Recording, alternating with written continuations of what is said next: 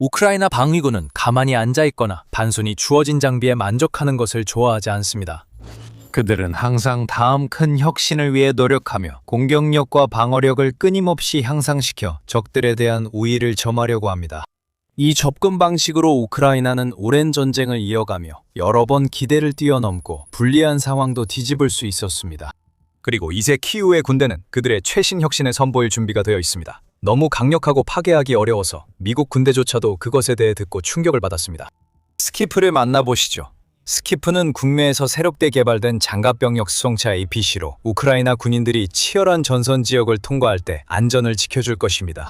다른 장갑병력 수송차나 전투 택시와 마찬가지로 스키프의 주요 임무는 전장 안팎으로 병력과 장비를 수송하는 것입니다. 거북이에는 보병전투차 IFU와 비슷해 보일 수 있지만 장갑병력 수송차 APC는 직접적인 전투 능력보다는 기동성이 더 중요해 보입니다. 장갑병력 수송차 APC는 적극적으로 하기보다는 무병전투차와 비동성이 더 중요해 보입니다. 장갑병력 수송차 APC는 적응력차 장비만 직접적인 전투 능력이 있습니다. 열기가 당장 가능한 지시다 우리는 보병전투차 위치에 걱정하고 있습니다. 거북이에는 보병전투차 APC는 직접적인 전투차와 비동성이 더 중요해 보입니다. 이 범위 조짐에서 한 지점으로 심리가 가능합니다. 또한 탄약, 식량, 의료 장비 등 다양한 보급품을 한 지점에서 다른 지점으로 운반하는 데 사용할 수 있고 심지어 위험한 지역에서 부상병을 후송하는 데도 활용할 수 있습니다. 우크라이나는 주로 미국산 M113 장갑병력 수송차 APC에 의존해 이 임무를 수행해왔으며 이는 나쁜 선택은 아닙니다. FMC 코퍼레이션에서 개발 및 생산한 M113은 1960년대 초 주유럽 미 육군에 배치되어 M59를 대체했습니다. M113은 1962년 4월 베트남 전쟁에서 처음으로 실전에 투입되었으며 이후 그 전쟁에서 미군이 가장 널리 사용한 장갑차가 되었습니다. 튼튼한 차체 덕분에 병력들이 밀림의 울창한 덤불과 수포를 돌파하여 적의 진지를 제압할 수 있었습니다. 수십 년이 지나면서 M113은 더 현대적이고 효율적이며 다재다능한 브래들리 계열의 장갑 전투 차량에 의해 대부분 대체되었습니다. 브래들리 M2와 M3 같은 모델들이 전방 임무를 맡게 되었습니다. 하지만 M113은 여전히 지원 임무에서 중요한 역할을 합니다. 이 차량들은 현재도 미군에서 박격포 운반, 공병, 지휘, 장갑 구급차 등으로 사용됩니다. 미 육군 중무장여단 전투팀은 현재 약 6,000대의 M113을 운용 중입니다. 그리고 M113의 설계는 다양한 변형과 개량형을 낳았으며 이들은 미국뿐만 아니라 전 세계 여러 군대에서 계속 사용되고 있습니다. 약 8만 대에 달하는 차량이 대규모 M113 계열을 이루고 있으며 50개국 이상에 배치되어 있습니다. 우크라이나도 그 국가들 중 하나입니다. 정확한 수치를 파악하기는 어렵지만 추정에 따르면 키이우는 지금까지의 분쟁 기간 동안 최소 1,700대 이상의 M113을 지원받은 것으로 보입니다. 여기에는 미국에서 직접 지원된 최소 900대와 네덜란드, 포르투갈, 호주, 독일, 스페인, 덴마크, 리투아니아, 벨기에 등 다양한 다른 동맹국들이 제공한 수백 대가 포함됩니다. 이로써 M113은 러시아 우크라이나 전쟁에서 가장 널리 쓰이는 서방 장갑차 중 하나가 되었고 우크라이나군의 소중한 전력으로 입증되었습니다. 이 장갑차가 60년 넘게 전에 처음 생산되었음에도 불구하고 이 장갑차가 이런 전쟁에 잘 맞는 여러 가지 영리한 설계 특징과 주요 기능을 가지고 있기 때문에 그 이유를 쉽게 알 수 있습니다. 이 차량은 뛰어난 기동성을 자랑합니다. 특정 변형 모델은 시속 42마일, 즉 67km 정도까지 낼 수 있으며 거칠거나 울퉁불퉁한 지형도 무리 없이 주파할 수 있습니다. 이 장갑차의 궤도 시스템은 진흙, 거친 지형, 부드러운 토양에서도 바퀴 차량보다 뛰어나 오프로드, 들판, 숲속에서도 쉽게 빠지지 않고 이동할 수 있습니다. 이 장갑차는 방수선체와 궤도 덕분에 강이나 개울과 같은 물을 건널 때도 핵심 부품을 안전하게 보호하며 수상주행이 가능합니다. 즉, 우크라이나군이 강을 건널 때 굳이 다리를 찾아 강둑을 따라 움직일 필요가 없다는 의미입니다. 그들은 그냥 바로 건널 수 있어서 그 과정에서 몇 시간이나 되는 시간을 절약할 수 있습니다. M113의 또 다른 장점으로는 신뢰성과 유지보수의 용이성이 있습니다. 예를 들어 우크라이나 전기사들은 M113의 파워트레인이 존디어 농기계와 비슷하다고 긍정적으로 평가했습니다. 이 차량은 매우 인기 있고 널리 사용되는 장갑차이기 때문에 예비 부품을 구하거나 필수적인 수리를 진행해 차량을 계속 운용하는 것이 결코 어렵지 않습니다. 게다가 이 장갑차가 워낙 많이 생산되어 여러 나라에 공급되었기 때문에 많은 국가들이 기꺼이 수십 대, 심지어 수백 대의 차량을 키이우로 보내 우크라이나군이 사용할 수 있는 충분한 수송 차량을 확보할 수 있게 되었습니다. 하지만 많은 장점에도 불구하고 M113에는 한 가지 뚜렷한 약점이 있습니다. 오늘날 우크라이나 전장에서의 혹독한 환경을 견디기에는 충분히 튼튼하지 않다는 점입니다. 2026년에 우크라이나 차량들에게 가장 큰 위협은 M113이 견딜 수 있는 소화기 사격이나 수류탄이 아니라 FPV 드론과 포격입니다. 출시 당시 M113은 알루미늄 차체를 가진 세계 최초의 대량 생산 장갑차로 주목받았습니다. 이것은 당시로서는 혁신적인 설계 특징이었는데 이전 장갑차들보다 훨씬 가볍게 만들어 기동성이 크게 향상되었습니다. 하지만 그만큼 내구성이 약한 단점이 있었습니다. 그리고 오늘날 러시아가 자폭 무인항공기, 즉 UAV를 쉽게 발사해 경장갑 장갑차를 손쉽게 찾아내 파괴할 수 있는 시대에는 M113과 이 차량을 이용해 이동하는 많은 우크라이나 병사들이 항상 위험에 노출되어 있습니다. 우크라이나는 여전히 많은 M113을 보유하지만 수백 대가 수년간 드론 공격과 폭격으로 손실됐습니다. 실제로 전쟁이 시작된 이후 오릭스 오픈소스 정보그룹의 자료에 따르면 500대가 넘는 우크라이나 M113이 손실된 것이 시각적으로 확인되었습니다.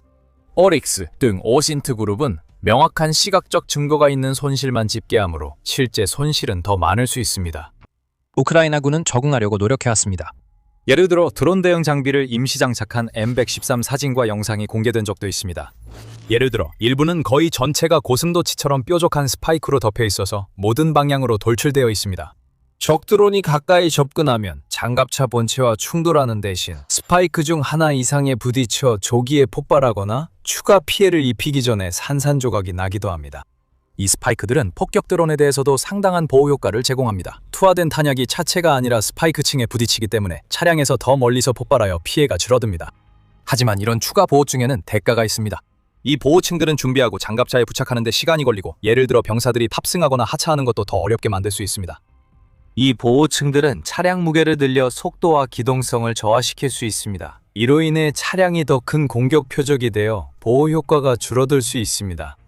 이상적인 세상이라면 우크라이나 군인들이 이런 식으로 차량을 개조하는데 시간을 낭비하지 않아도 될 것입니다. 이는 많은 시간이 소요되는 작업으로 병사들의 노력과 집중을 다른 더 중요한 일에서 빼앗아갑니다. 우크라이나군이 처음부터 더 강한 장갑을 갖춘 설계의 장갑차를 운용할 수 있다면 훨씬 더 좋을 것입니다. 이렇게 하면 M113이 제공하는 독특한 기동성과 유연성의 장점을 잃지 않으면서도 더 큰 피해를 견딜 수 있습니다. 그것이 너무 많은 것을 바라는 것처럼 들릴 수 있지만 사실 그렇지 않습니다. 왜냐하면 바로 그것이 스키프가 제공하는 것이기 때문입니다. 스키프는 M113에서 설계 아이디어를 얻어 오랜 기간 동안 큰 성공을 거둔 이 장갑차가 쌓아온 훌륭한 기반 위에 만들어졌습니다. 속도, 효율성, 사용의 용이성은 그대로 유지하면서 방어력을 완전히 새로운 수준으로 업그레이드하여 21세기 전장에 더 적합하게 만들었습니다. 이 차량은 여러 면에서 M113의 다음 진화형이며 우크라이나의 국내 방위 산업이 빠르게 발전하고 점점 더 혁신적으로 변하고 있다는 강력한 신호입니다. 스키프의 기술 사양과 독특한 능력을 자세히 살펴보기 전에 이런 종류의 인사이트를 더 원하신다면 The Military Show를 꼭 구독해주세요. 저희는 매주 이렇게 자세하게 분석해드립니다. 스키프는 키이우의 UKR 아모텍에서 제작되었으며 신형 장갑차 조립 시 고전적 M113 설계를 세심히 참고한 이유가 분명합니다.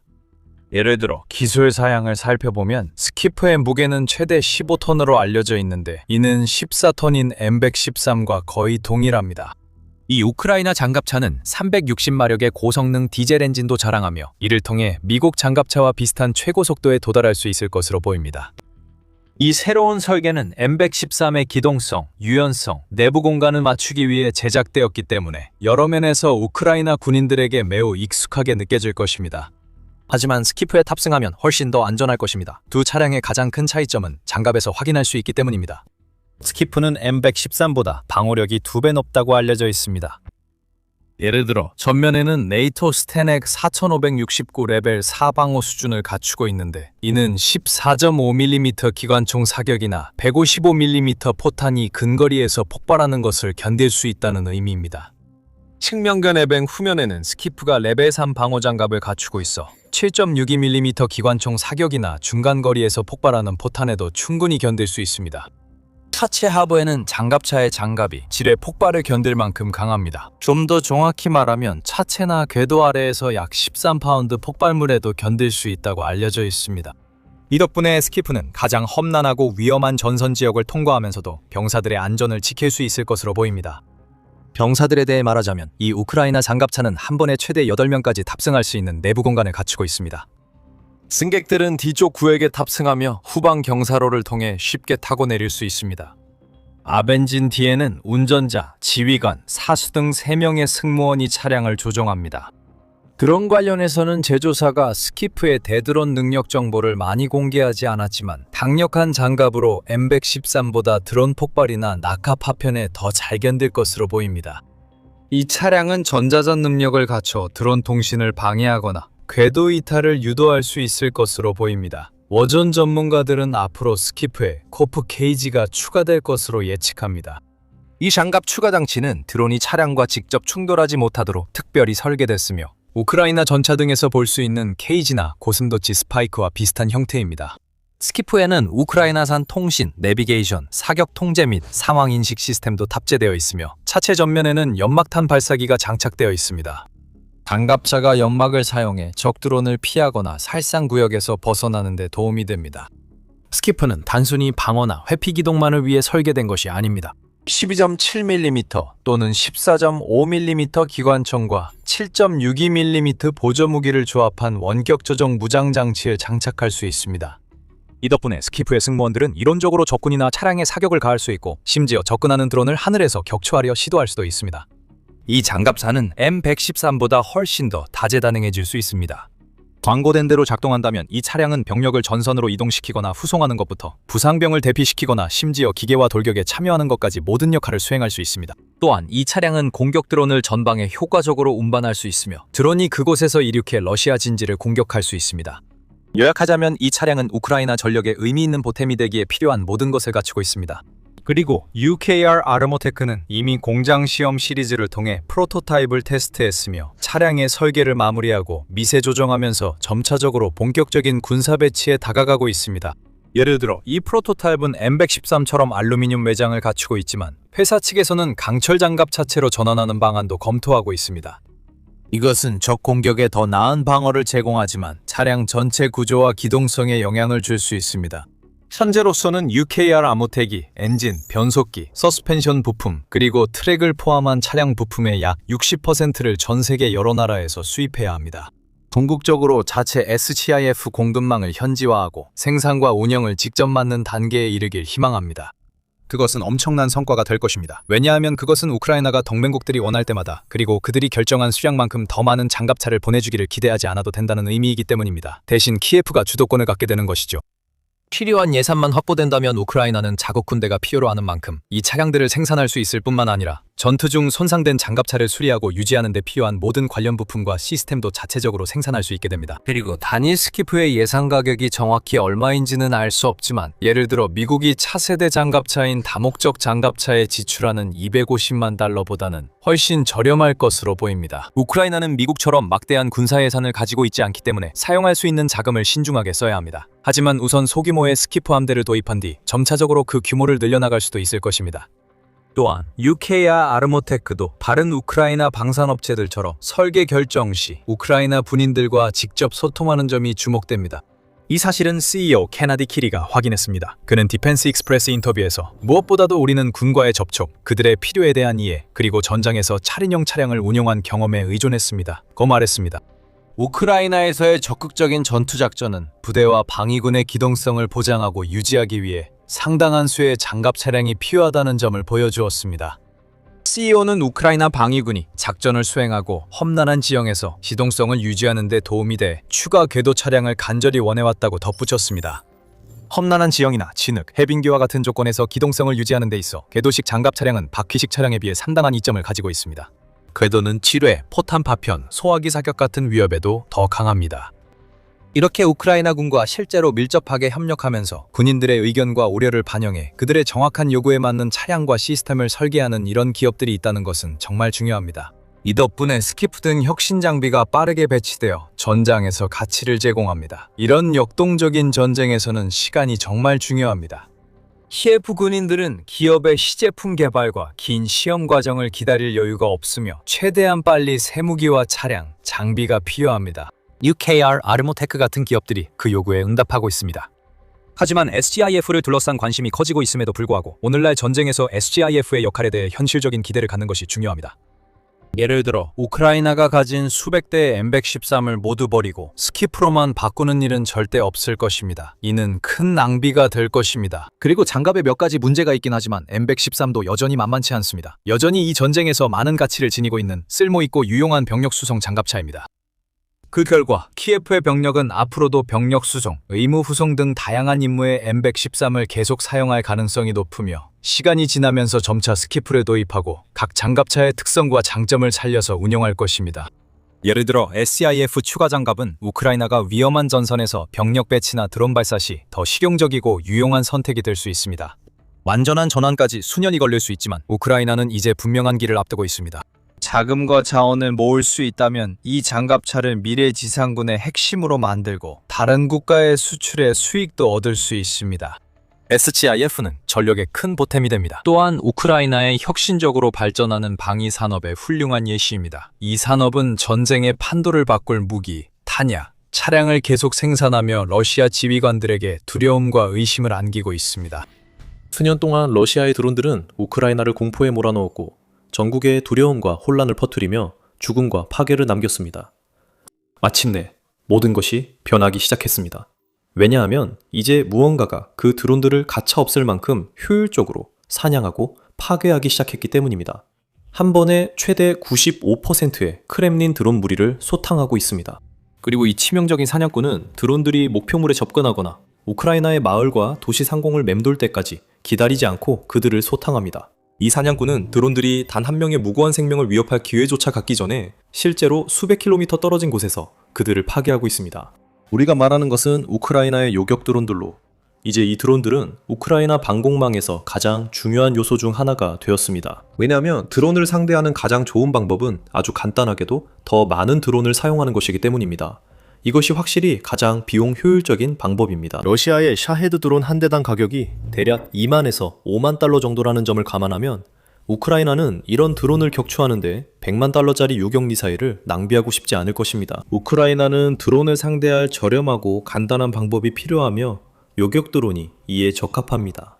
이 드론들 중 상당수는 제작비가 몇천 달러밖에 들지 않지만 매우 영리하게 설계되어 있어서 훨씬 크고 비싼 드론들도 손쉽고 효과적으로 격추할 수 있습니다. 예를 들어 와일드 호네츠라는 회사에서 생산하는 스팅 드론은 대당 약 1000달러에서 2500달러 정도로 추정됩니다. 이 드론은 매우 저렴하기 때문에 어떤 사람들은 실제 전투 상황에서 그다지 효과적이지 않을 것이라고 생각할 수도 있습니다. 하지만 스팅의 설계는 러시아 드론의 큰 골칫거리가 됩니다. 이 드론은 총알처럼 생겼으며 바닥에는 4개의 고출력 모터가 장착되어 있어 약 시속 170마일, 즉 280km의 최고 속도에 도달할 수 있습니다. 그리고 순항 속도는 약 시속 100마일, 즉 160km에 달합니다.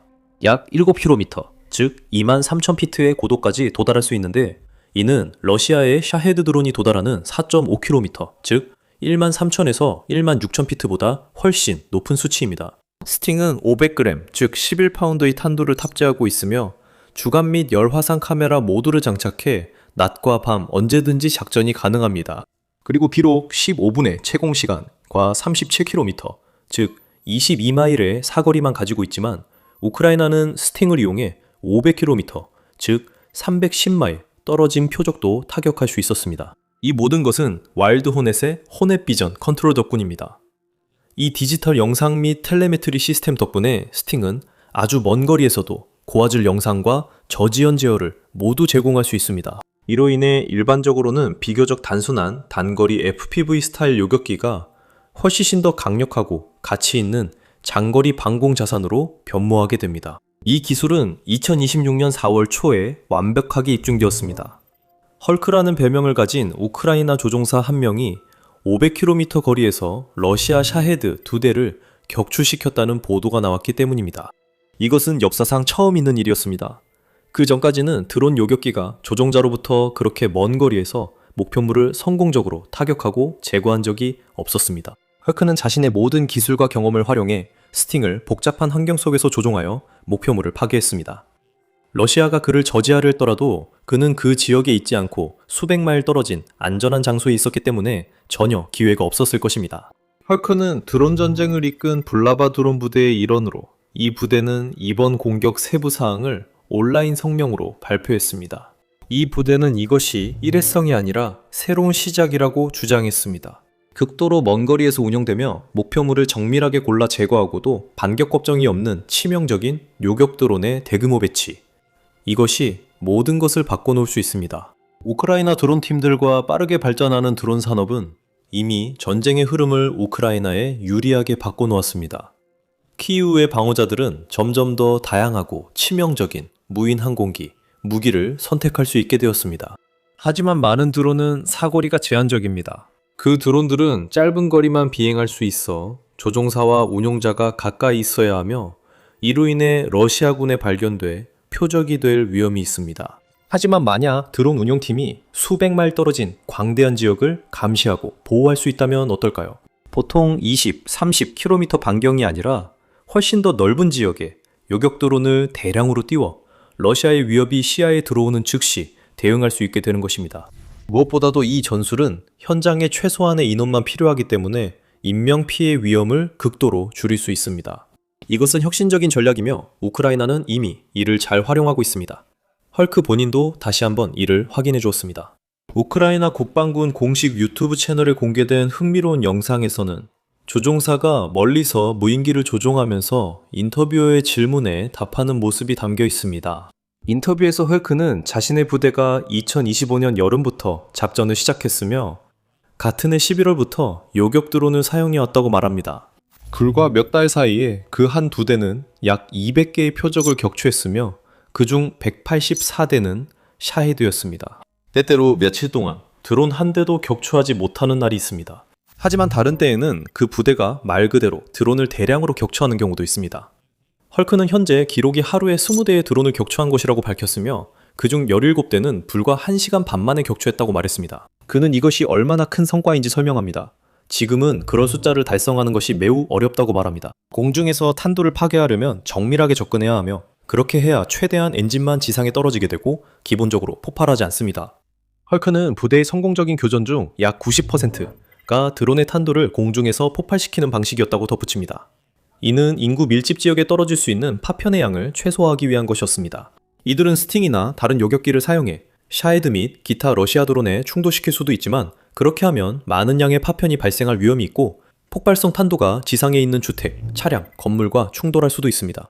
따라서 우크라이나 조종사들은 공격 시점을 선택할 때 매우 신중해야 합니다. 샤헤드는 폭발하지 않을 수도 있어 떨어져 누군가나 집을 칠 수 있습니다. 그래서 드론이 인구 밀집 지역을 지나갈 때까지 기다리기도 합니다.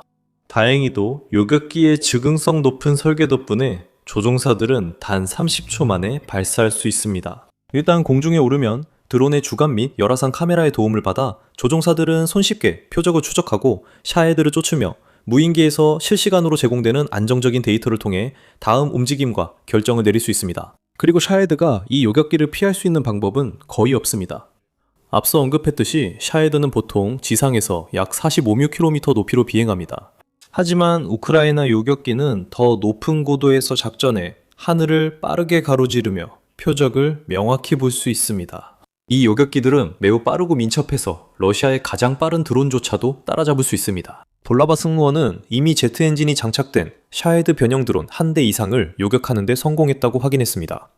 이 드론은 보통 시속 600km, 즉 시속 370마일까지 낼 수 있습니다.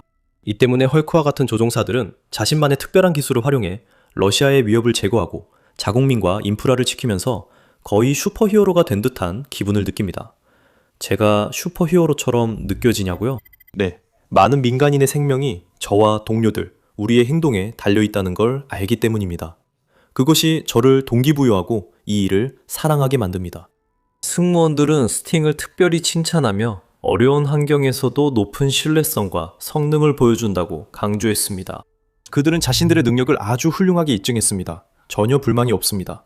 영하 30도에서도 비행을 했습니다. 10번 출격 중 약 95%의 성공률을 기록하고 있습니다. 많아야 10대 중 1대만 손실됩니다. 하지만 스팅은 우크라이나군이 보유한 많은 종류의 요격 드론 중 하나일 뿐입니다. 다른 드론을 보기 전에 여러분은 밀리터리 쇼를 시청 중입니다.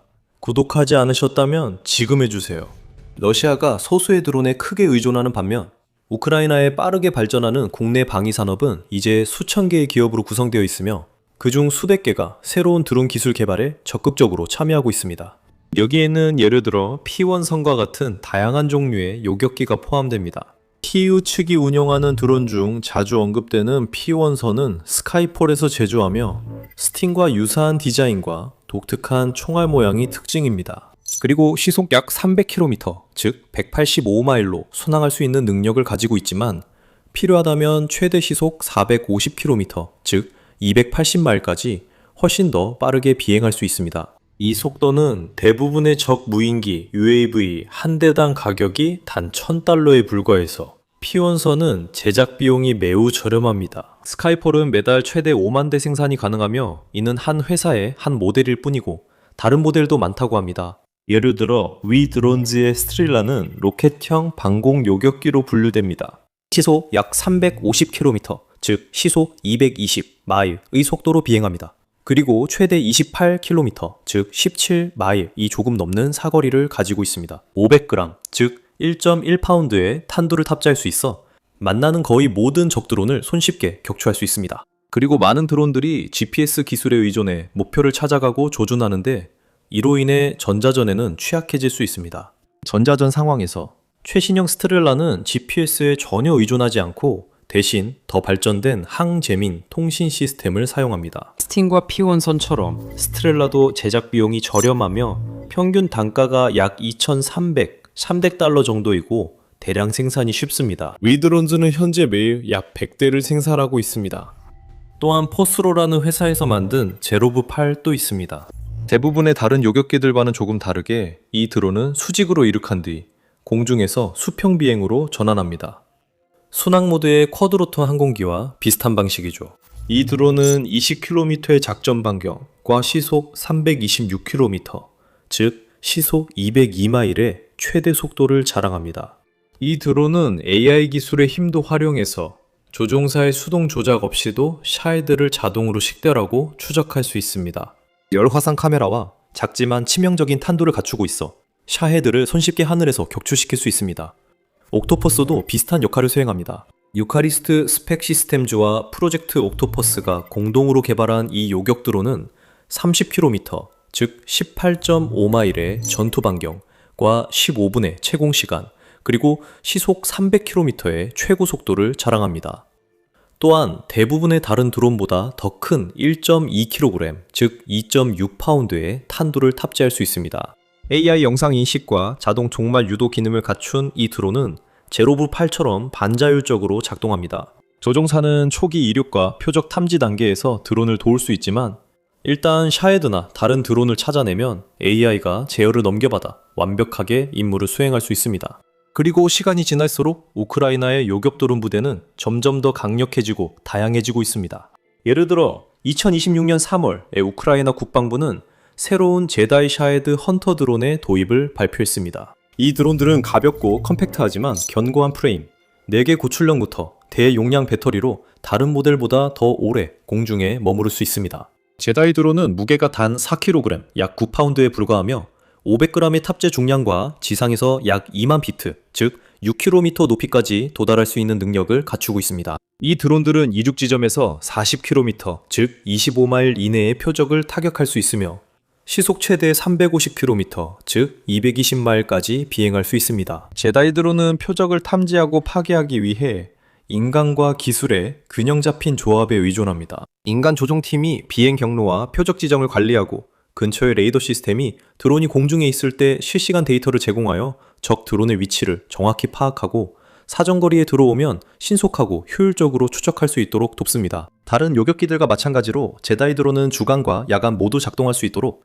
주간 카메라와 열화상 카메라를 모두 탑재하고 있습니다. 그리고 이 드론은 샤헤드뿐만 아니라 제롬과 가베라 공격 드론, 그리고 짤라와 슈퍼캠 감시 플랫폼까지 격추시킬 수 있을 만큼 충분한 폭발력을 가지고 있습니다. 앞으로 몇 주, 몇 달간 우크라이나 방위 산업에 더 많은 자금이 투입될 예정입니다. 유럽연합이 키이우에 보낼 예정인 900억 유로, 1,050억 달러 규모의 대출처럼 말이죠. 전쟁이 계속되는 동안 이 나라의 요격 드론들은 점점 더 똑똑하고 강하며 빠르고 치명적으로 변할 것입니다. 러시아가 2단계에서 드론 전쟁의 모든 것을 걸었기 때문입니다.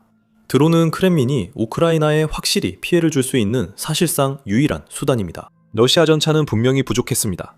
실제로 수천 대가 지뢰, 로켓, 카미카제 무인기로 파괴됐습니다. 러시아 장갑차도 우크라이나에 요새화된 최전선 진지를 돌파하는데 무용지물임이 드러났습니다. 그리고 러시아의 자살 돌격대는 이제 보통 15명에서 20명 정도의 아무것도 모르는 신병들로 구성되어 있습니다. 이들은 훈련도 받지 않았고 지원도 없으며 자신들이 무엇을 해야 하는지도 모릅니다. 이들은 의미 있는 영토를 확보하거나 크렘린의 전쟁 수행을 공언한 목표 달성에 더 가깝게 하는 데는 거의 도움이 되지 않고 있습니다. 드론은 블라디미르 푸틴 대통령과 그의 지휘관들에게 남은 마지막 도박입니다. 드론은 우크라이나에서 가장 많은 사상자를 내고 있으며 러시아가 변전소나 물류 허브 등 기반 시설을 파괴하거나 손상시키는 데 기여했습니다. 그래서 크렘린은 무인 항공기 UAV 생산을 대폭 늘렸고 생산 공장에 자금을 쏟아부으며 샤헤드와 다른 공격 드론을 점점 더 많이 생산해내고 있습니다. 이는 상대를 압도하려는 의도입니다. 한동안 분석가들은 이 전략이 효과를 발휘할까봐 우려했습니다. 하늘에 더 많은 드론이 떠다니면 세계 최고 수준의 우크라이나 방공망조차도 결국 그 압박을 견디지 못할 것이라고 생각했기 때문입니다. 우크라이나는 제한된 요격 미사일 재고를 소진할 수밖에 없었고 영토를 방어하고 국민을 보호하기 위해 수백만 달러 상당의 장비를 허비해야 했습니다. 그리고 결국 적의 위협 중 80%나 85%를 격추시킨다고 해도 충분한 수가 뚫고 들어와 심각하고 지속적인 피해를 입힐 수밖에 없었습니다. 다행히 우크라이나는 회의론자들의 예상을 깨고 불가능해 보였던 상황을 다시 뒤집었습니다. 이는 모두 이 요격 드론들 덕분입니다. 이 드론들은 키이우 방어자들이 러시아 무인기에 비용 효율적이고 효과적으로 대응하게 합니다. 적드론 대부분을 격추하며 우크라이나 마을과 도시에서 멀리 떨어진 곳에서 파괴해 피해 가능성을 완전히 차단합니다. 드론 한 대가 격추될 때마다 수만 달러의 크렘린 자금이 소모됩니다. 개별적으로는 크지 않지만 이런 손실이 쌓이면 규모가 커집니다. 그리고 러시아 경제가 점점 더 심각한 상황에 처해 있는 만큼 이 나라는 이렇게 적은 성과를 위해 자금과 자원을 계속 낭비할 여유가 없습니다. 이것은 장기적으로 지속 가능하지 않습니다. 그리고 허세와 과시에도 불구하고 푸틴은 이 사실을 알고 있습니다. 하지만 우크라이나에게는 훨씬 더 이익이 되는 상황입니다. 5,000달러짜리 드론을 사용해서 5만 달러짜리 위협을 제거하는 것은 어떤 관점에서 보더라도 큰 승리입니다. 그리고 우크라이나 드론 부대는 요격 드론을 점점 더 능숙하게 다루고 있습니다. 예를 들어 2026년 3월에는 2,300개가 넘는 공중 위협을 격추시켰다고 합니다.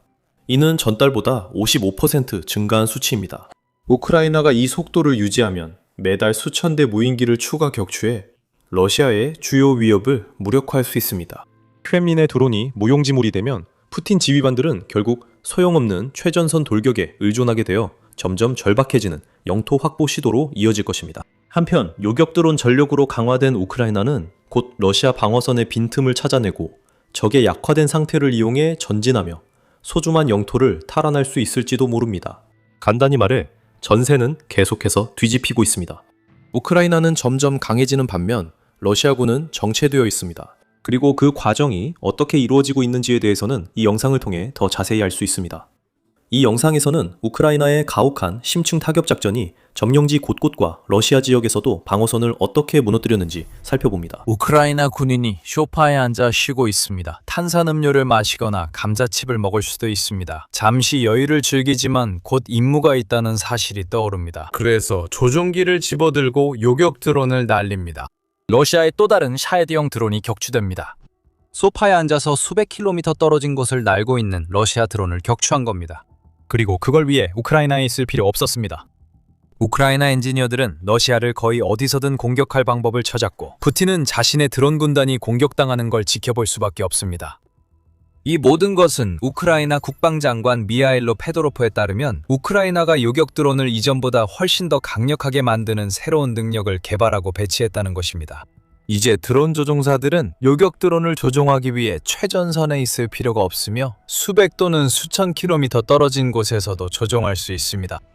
키이우 드론 조종사가 도네츠크에서 러시아 샤헤드 드론을 격추할 수 있습니다. 우크라이나에서 가장 서쪽에 위치한 주요 도시인 리비우에서는 그 조종사가 소파에 누워서도 수미, 자포리자 또는 우크라이나의 거의 모든 곳에서 샤헤드 드론을 요격할 수 있습니다. 페도로프는 우크라이나의 요격 드론이 해외에서도 조종될 수 있다고 말합니다. 이는 우크라이나에 있지 않은 사람들도 러시아와의 전투에 참여할 수 있는 새로운 길을 열어줍니다. 러시아는 우크라이나의 드론 조종사들을 완전히 파악했다고 생각했지만 그 후 무언가가 달라졌습니다. 그 변화는 엄청난 실험을 통해 드러났습니다. 이 실험들은 우크라이나의 요격 드론이 수백 킬로미터 떨어진 사람들이 조종하더라도 얼마나 잘 작동하는지를 보여줍니다. 그 실험에서는 와일드 호넷츠라는 회사가 개발한 호넷 비전 컨트롤이라는 시스템을 한 조종사가 사용했습니다. 이 시스템은 전장을 혁신할 것으로 보입니다. 우크라이나 북부의 드론 조종사는 500km 떨어진 곳에서 샤헤드 드론을 요격하는 드론을 조종합니다. 우크라이나의 새로운 능력을 입증하는 영상도 있습니다. 드론 조종사는 콜 오브 듀티나 파브지 게이머와 비슷한 장비로 컴퓨터 앞에 앉아 있습니다. 화면에는 약 2000km 떨어진 곳을 비행하는 스틱 요격 드론의 선명한 실시간 영상이 보입니다. 조종기가 손에 들려 있고 조종사의 미세한 조작이 화면 속 요격 드론의 움직임에 즉시 반영됩니다. 이것이 원격 조종으로 벌이는 전쟁입니다. 이제 평범한 게이머도 러시아 드론에 맞서 우크라이나 영공을 방어하는 데 큰 역할을 할 수 있습니다. 이 기술은 1년간 개발되었으며 페도로프가 4월 23일 텔레그램에서 러시아 샤헤드 위협 대응을 위해 우크라이나가 고안한 혁신을 공개했습니다. 1년 전 브레이브원을 통해 우리는 요격 드론의 원격 제어 기술 개발과 테스트를 시작했습니다. 오늘 우리는 수백 수천 킬로미터 거리에서 표적을 격추하는 성과를 확실히 얻었다고 페도로프는 밝혔습니다. 브레이브원은 본래 목적을 잘 수행하고 있습니다. 2023년에 우크라이나에서 출범한 브레이브원은 정부가 지원하는 허브이자 방위센터로 우크라이나 전역의 드론 제조업체와 스타트업을 지원하고 투자할 수 있도록 해줍니다. 혁신가들이 이 플랫폼에 등록하면 우크라이나가 전쟁에 유용한 기술에 투자할 수 있다는 것이 핵심입니다. 수백 킬로미터 떨어진 곳에서 요격 드론을 원격 조정하는 것은 우크라이나 자금 활용에 효과적으로 보입니다. 또한 이 기술이 앞으로 우크라이나 FPV 드론에 적용될 수도 있습니다. 그렇게 되면 우크라이나 전쟁 양상이 완전히 달라질 것이며 곧 이유를 설명하겠습니다. 페도로프는 이 기술이 우크라이나 방공의 미래에 미칠 의미에 집중하고 있습니다. 우크라이나는 요격 드론 원격 제어를 체계적으로 확대한 최초 국가입니다. 페도로프는 이것이 방위 혁신이 구현되고 새로운 방공 표준이 형성되는 사례라고 말합니다. 우크라이나의 요격 드론 제조업체들은 이 새로운 기술을 이미 빠르게 받아들인 듯합니다. 이미 10개가 넘는 업체들이 원격 제어 호환성을 그들의 요격 시스템에 통합하기 시작했습니다. 우크라이나가 이 모든 일을 어떻게 해내고 있는지는 매우 철저하게 비밀에 붙여져 있습니다. 그리고 그게 맞습니다. 우크라이나는 러시아와 푸틴의 앞잡이들이 장거리 타격을 무력화할 시스템 개발에 참고할 단서를 주고 싶지 않습니다. 결국 우크라이나가 러시아를 앞서고 있습니다. 3월은 푸틴의 침공이 시작된 이후 처음으로 우크라이나가 러시아 영토로 발사한 드론 수가 러시아가 우크라이나로 발사한 드론 수보다 많았던 달이었습니다. 우크라이나가 장거리 드론을 더 치명적이고 정밀하게 만들려는 상황에서 그 우위를 유지하는 것이 전쟁 노력에 매우 중요합니다. 그래서 우크라이나는 인상적인 신기술을 얻었습니다. 수백 수천 킬로미터 밖에서도 조종 가능한 드론이 전쟁의 미래에 어떤 의미인지 알아보겠습니다. 헤도로프가 성령에서 언급한 조종사들부터 시작하겠습니다. 과거에는 조종사들이 드론 범위 내에 있어야 해 큰 제약이 있었습니다. 요격 드론 조종사들은 대개 러시아가 샤헤드 드론으로 공격하는 도시에 머물러야 했습니다.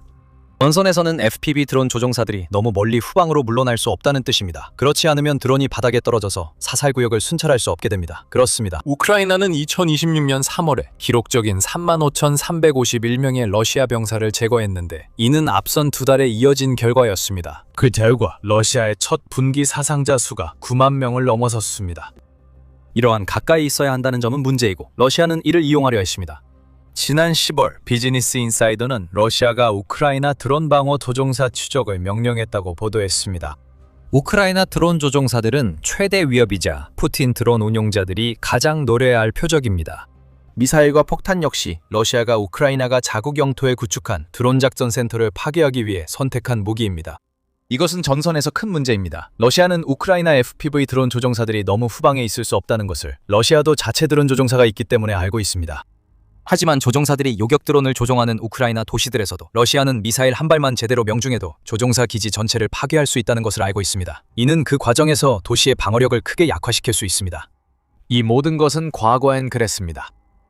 우크라이나가 새로운 원격 제어 기술을 도입해 조종사들이 멀리서도 드론을 조종할 수 있게 되면서 이제 드론 운용실에 모일 필요가 없어졌습니다. 이제 그들은 어디든 원하는 곳에 있을 수 있습니다.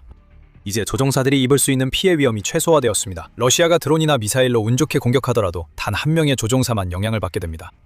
눈에 띄지 않는 곳에 수십 명의 조종사들이 노트북과 컨트롤 패드로 우크라이나 방어에 기여할 것입니다. 전쟁이 자원의 게임이라면 우크라이나는 인적 및 기타 비용을 최소화하며 러시아에 최대 피해를 주는 새 방법을 찾은 셈입니다. 잠시 돌아가 보면 FPV 드론 조종사에 대해 몇 번 언급했습니다. 현재 우크라이나의 원격 조종 기술은 요격 드론에 활용되고 있습니다. 하지만 그 상황이 오래가진 않을 것입니다. 페도로프는 우크라이나의 새 시스템이 확장 가능하고 어디든 배포할 수 있다고 했습니다. 현재 이 시스템을 도입한 16개 회사는 모두 요격 드론 제조업체일 수 있습니다. 러시아의 공중 위협 대응이 우크라이나의 최우선 과제이기 때문입니다. 하지만 우크라이나의 FPV 드론 제조업체들이 이 새로운 기술을 전선에서 우크라이나가 구축한 키존에서 사용하는 드론에 통합하기까지는 그리 오래 걸리지 않을 것입니다. 이런 혁신은 4년 넘게 러시아 침략에 맞선 우크라이나 방어를 이끌었고 우크라이나는 이제 시작입니다. 앞으로도 혁신은 계속될 것입니다. 우크라이나가 요격 드론을 운용할 수 있도록 새로운 방법들이 개발되고 있습니다. 곧 공개 예정이니 채널 고정해주세요. 지금 밀리터리 쇼를 시청 중입니다. 이런 인사이트를 원하신다면 채널 구독을 꼭 해주세요. 저희는 매주 이렇게 자세하게 분석해드립니다. 잠시 우크라이나의 요격 드론으로 다시 돌아가 보겠습니다. 우크라이나가 드론 부대의 이 부분 개선에 가장 먼저 집중하는 데는 이유가 있습니다. 요격 드론은 엄청나게 효과적이라는 것이 입증되고 있으며 수치가 이를 뒷받침합니다. 우크라이나가 도입한 새로운 세대 드론 중 초기 사례 가운데 하나가 피원선입니다. 스카이폴에서 제작한 이 드론은 2025년 두바이 에어쇼에서 공개되었으며 요격 드론이 왜 그렇게 가치 있는지 잘 보여줍니다. 3D 프린팅된 기체를 기반으로 제작되어 비용을 크게 절감했으며 러시아가 우크라이나에 발사하는 저가 샤이드형 드론보다도 제작비가 더 저렴합니다. 피원선은 공개될 당시 매달 수천 대씩 생산되고 있었습니다. 오늘날 그 요격 드론이 왜 우크라이나에서 가치 있는지 보여주고 있습니다.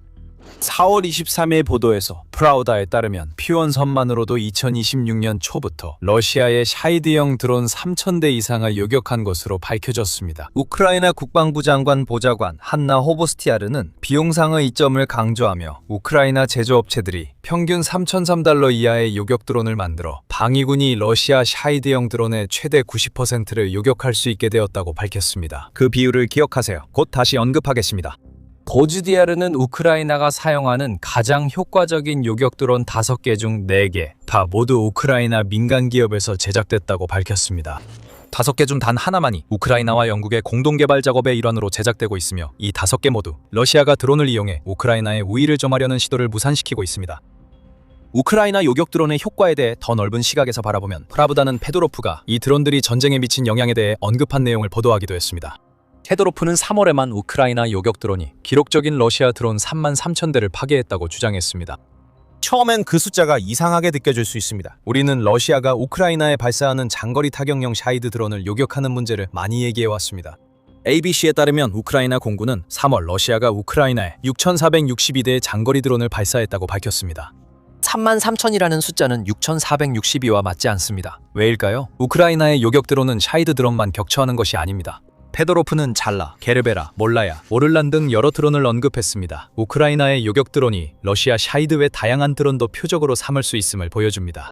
캐공 드론도 표적이 되고 있으며 정찰 드론은 물론이고 러시아가 우크라이나를 상대로 사용하려 했던 FPV 드론과 광석유 드론까지도 포함될 수 있습니다. 자체 탄두를 가진 드론이라면 요격 드론의 표적이 됩니다. 그리고 우크라이나의 운영 인력이 수백 킬로미터 떨어진 곳에서도 요격 드론을 조종할 수 있는 새로운 능력을 갖추게 되면서 러시아는 해결할 수 없는 새로운 문제에 직면하게 됩니다. 러시아 드론이 파괴되지만 막을 방법이 없습니다. 방금 전에 더 많은 요격 드론 기술 혁신이 곧 등장할 것이라고 말씀드렸습니다. 우크라이나엔 아주 먼 거리에서도 요격 드론을 조종할 수 있는 조종 인력이 있습니다. 다음은 요격 드론을 발사 전에 목표물에 최대한 가깝게 배치할 수 있게 하는 기술 개발입니다. 4월 20일에 브레이킹 디펜스는 우크라이나가 세계 최초 성과를 또 달성했다고 전했습니다. 이번에는 우크라이나가 무인 수상정에서 요격 드론 몇 대를 발사했고 그 드론들이 러시아의 샤헤드 드론을 격추시켰습니다. 여기서 우리는 러시아를 놀라게 한 공중과 해상 통합 수준을 보고 있습니다. 우크라이나 국방부는 이 사건의 영상을 공개하기도 했으며 412 네메시스 여단 2 업적을 달성했다고 밝혔습니다. 이것이 우크라이나 방공에 미치는 의미를 생각해보세요. 러시아의 장거리 드론 중 상당수는 러시아 본토에서 발사되는 것이 아니라 러시아가 불법적으로 점령하고 있는 크림반도와 동부 우크라이나 지역에서 발사되고 있습니다. 이 혁신을 통해 우크라이나는 해상 드론을 흑해로 보내 점령지에서 발사된 러시아의 샤헤드 드론을 요격할 요격 드론을 발사할 수 있게 되었으며 이를 통해 러시아의 샤헤드 드론이 우크라이나의 도시와 내륙의 주요 기반 시설에 접근하기도 전에 격추시킬 수 있게 되었습니다. 우크라이나가 이 전략을 확대하면 크림반도는 드론 발사 거점으로 쓸모없어질 수 있습니다. 러시아가 반도에서 보내는 모든 샤헤드 드론은 우크라이나 내륙의 조종사들이 통제하는 무인 해상 플랫폼에서 발사된 요격기로 격추될 수 있습니다. 이것이 바로 심층 방공이며 요격 드론이 원래 할 수 없는 일입니다. 하지만 우크라이나가 할 수 없다고 여겨졌던 많은 일을 이미 해낸 것도 사실입니다. 특혜 함대를 정리한 것도 그중 하나인데 이것이 바로 해상 드론을 이런 방식으로 사용할 수 있게 만든 것입니다. 러시아는 한때 두려움의 대상이었던 흑해 함대의 3분의 1이 우크라이나의 드론과 미사일에 의해 파괴되면서 크림반도에서 함대를 철수할 수밖에 없었습니다. 이 최신 혁신 덕분에 우크라이나는 러시아 함대의 철수를 적극적으로 활용할 수 있습니다. 만약 요격기를 탑재한 해상 드론이 제거할 가치가 있는 표적을 발견한다면 공격 중에 손실되는 요격 드론 한 대당 비용이 수천 달러에 불과하다는 점을 알고 과감하게 공격할 수 있습니다. 솔직히 말해서 우크라이나의 전략은 정말 훌륭합니다. 또한 우크라이나는 러시아 장거리 드론에 요격기를 투입하는 새로운 방법이 이것만은 아닙니다. 해상 드론 혁신 소식이 전해진 지 하루 만에 밀리타니는 우크라이나가 공중에서 모선 드론에 부착된 요격 드론을 발사하기 시작했다는 사실도 밝혔습니다. 구체적으로 우크라이나는 터루에이 드론을 요격기들의 공중 운반체로 사용해왔습니다. 전기 버전은 최대 90분, 내연기관 버전은 240분의 비행 지속 시간을 자랑하는 토르에이는 최대 400km의 사거리를 가지고 있습니다. 이 드론은 완벽한 채공 드론으로 우크라이나가 정찰에 사용했으며 미니 전투기처럼 날개 아래 하드포인트 2개도 있습니다. 우크라이나는 하드포인트에 요격기를 장착해 접근하는 샤헤드 드론을 미사일처럼 격추할 수 있습니다. 정말 대단합니다. 혁신이라는 말로도 이 발전을 다 표현할 수 없습니다. 우크라이나는 수시간 동안 공중에 머무르며 샤헤드 드론을 잡는 드론을 보유하고 있습니다. 이것을 우크라이나의 요격 드론에 탑재된 원격 기술과 결합하면 필요할 때마다 발사할 수 있고 토레이의 최대 사거리보다 더 먼 거리에 있는 표적까지도 완벽하게 날아갈 수 있는 2차 무기를 얻게 됩니다. 두 명의 조종사가 각자 노트북과 컨트롤러로 드론을 함께 조종하는 모습을 상상해보세요. 이것은 우크라이나의 뛰어난 창의성입니다.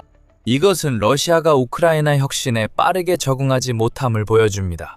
몇 달 전엔 요격 드론이었지만 지금은 다른 드론에서 발사된 요격기가 러시아가 알기로는 키이우의 소파에 앉아 있을지도 모르는 조종사들에 의해 조종되고 있습니다. 우크라이나가 지금 보여주고 있는 모든 것은 자국의 방공 능력을 강화하기 위한 것입니다.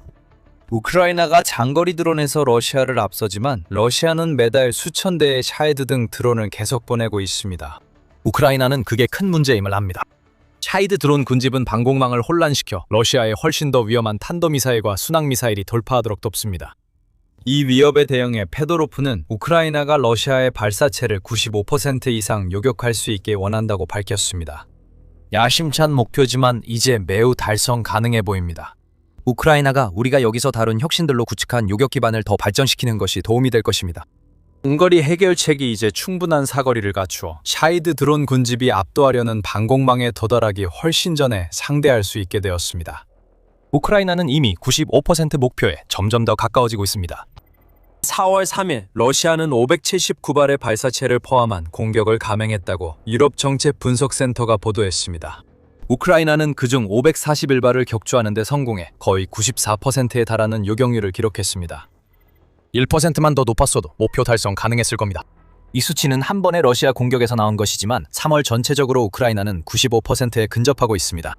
또한 4월 3일 우크라이나 국방부는 우크라이나 방공망에 러시아 드론의 90.252%와 미사일의 74%를 격추시켰으며 전체 요격률은 89.9%에 달했다고 밝혔습니다.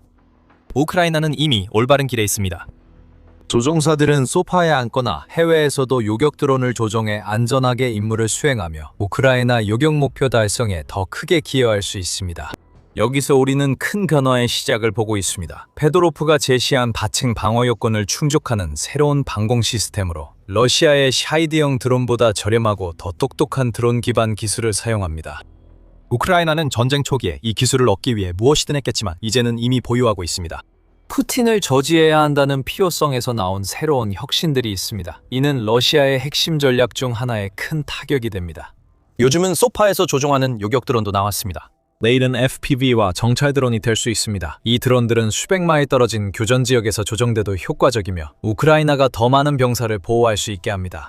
경력 보존이 우크라이나의 최우선이라면 이런 공중 드론 전력을 키우는 것이 국민을 안전하게 지키는 길입니다.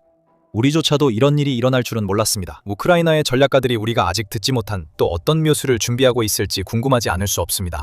우크라이나의 로봇 군대는 실제로 존재하며 이 군대가 하늘에서 하는 일뿐만 아니라 다른 활동들까지도 푸틴이 남은 머리카락을 쥐어뜯게 만들 것입니다. 우크라이나가 러시아에 맞서 자국을 방어하는 과정은 놀라운 기술 혁신으로 특징지어집니다. 러시아가 내놓는 모든 아이디어는 기발한 해결책으로 대응되는 것처럼 보입니다. 하지만 때로는 우크라이나도 그 집단적 천재성의 특이함으로 우리를 놀라게 하기도 합니다. 충격적으로 단순한 어떤 것이 러시아를 다시 석기 시대로 몰아넣고 있습니다. 푸틴의 군대가 우크라이나 전쟁에서 진정한 게임 체인저에 의해 무릎을 꿇게 된 가운데 흑연이 그 열쇠를 쥐고 있습니다. 이 광물이 왜 중요한지는 나중에 설명하고 먼저 우크라이나가 흑연으로 무엇을 해 러시아군이 분노했는지 알아보겠습니다. 전쟁으로 황폐해진 도네츠크에서 러시아군이 돌파를 시도하고 있지만 도네츠크 요새 도시벨트에 대한 공격은 성과를 내지 못하고 있습니다.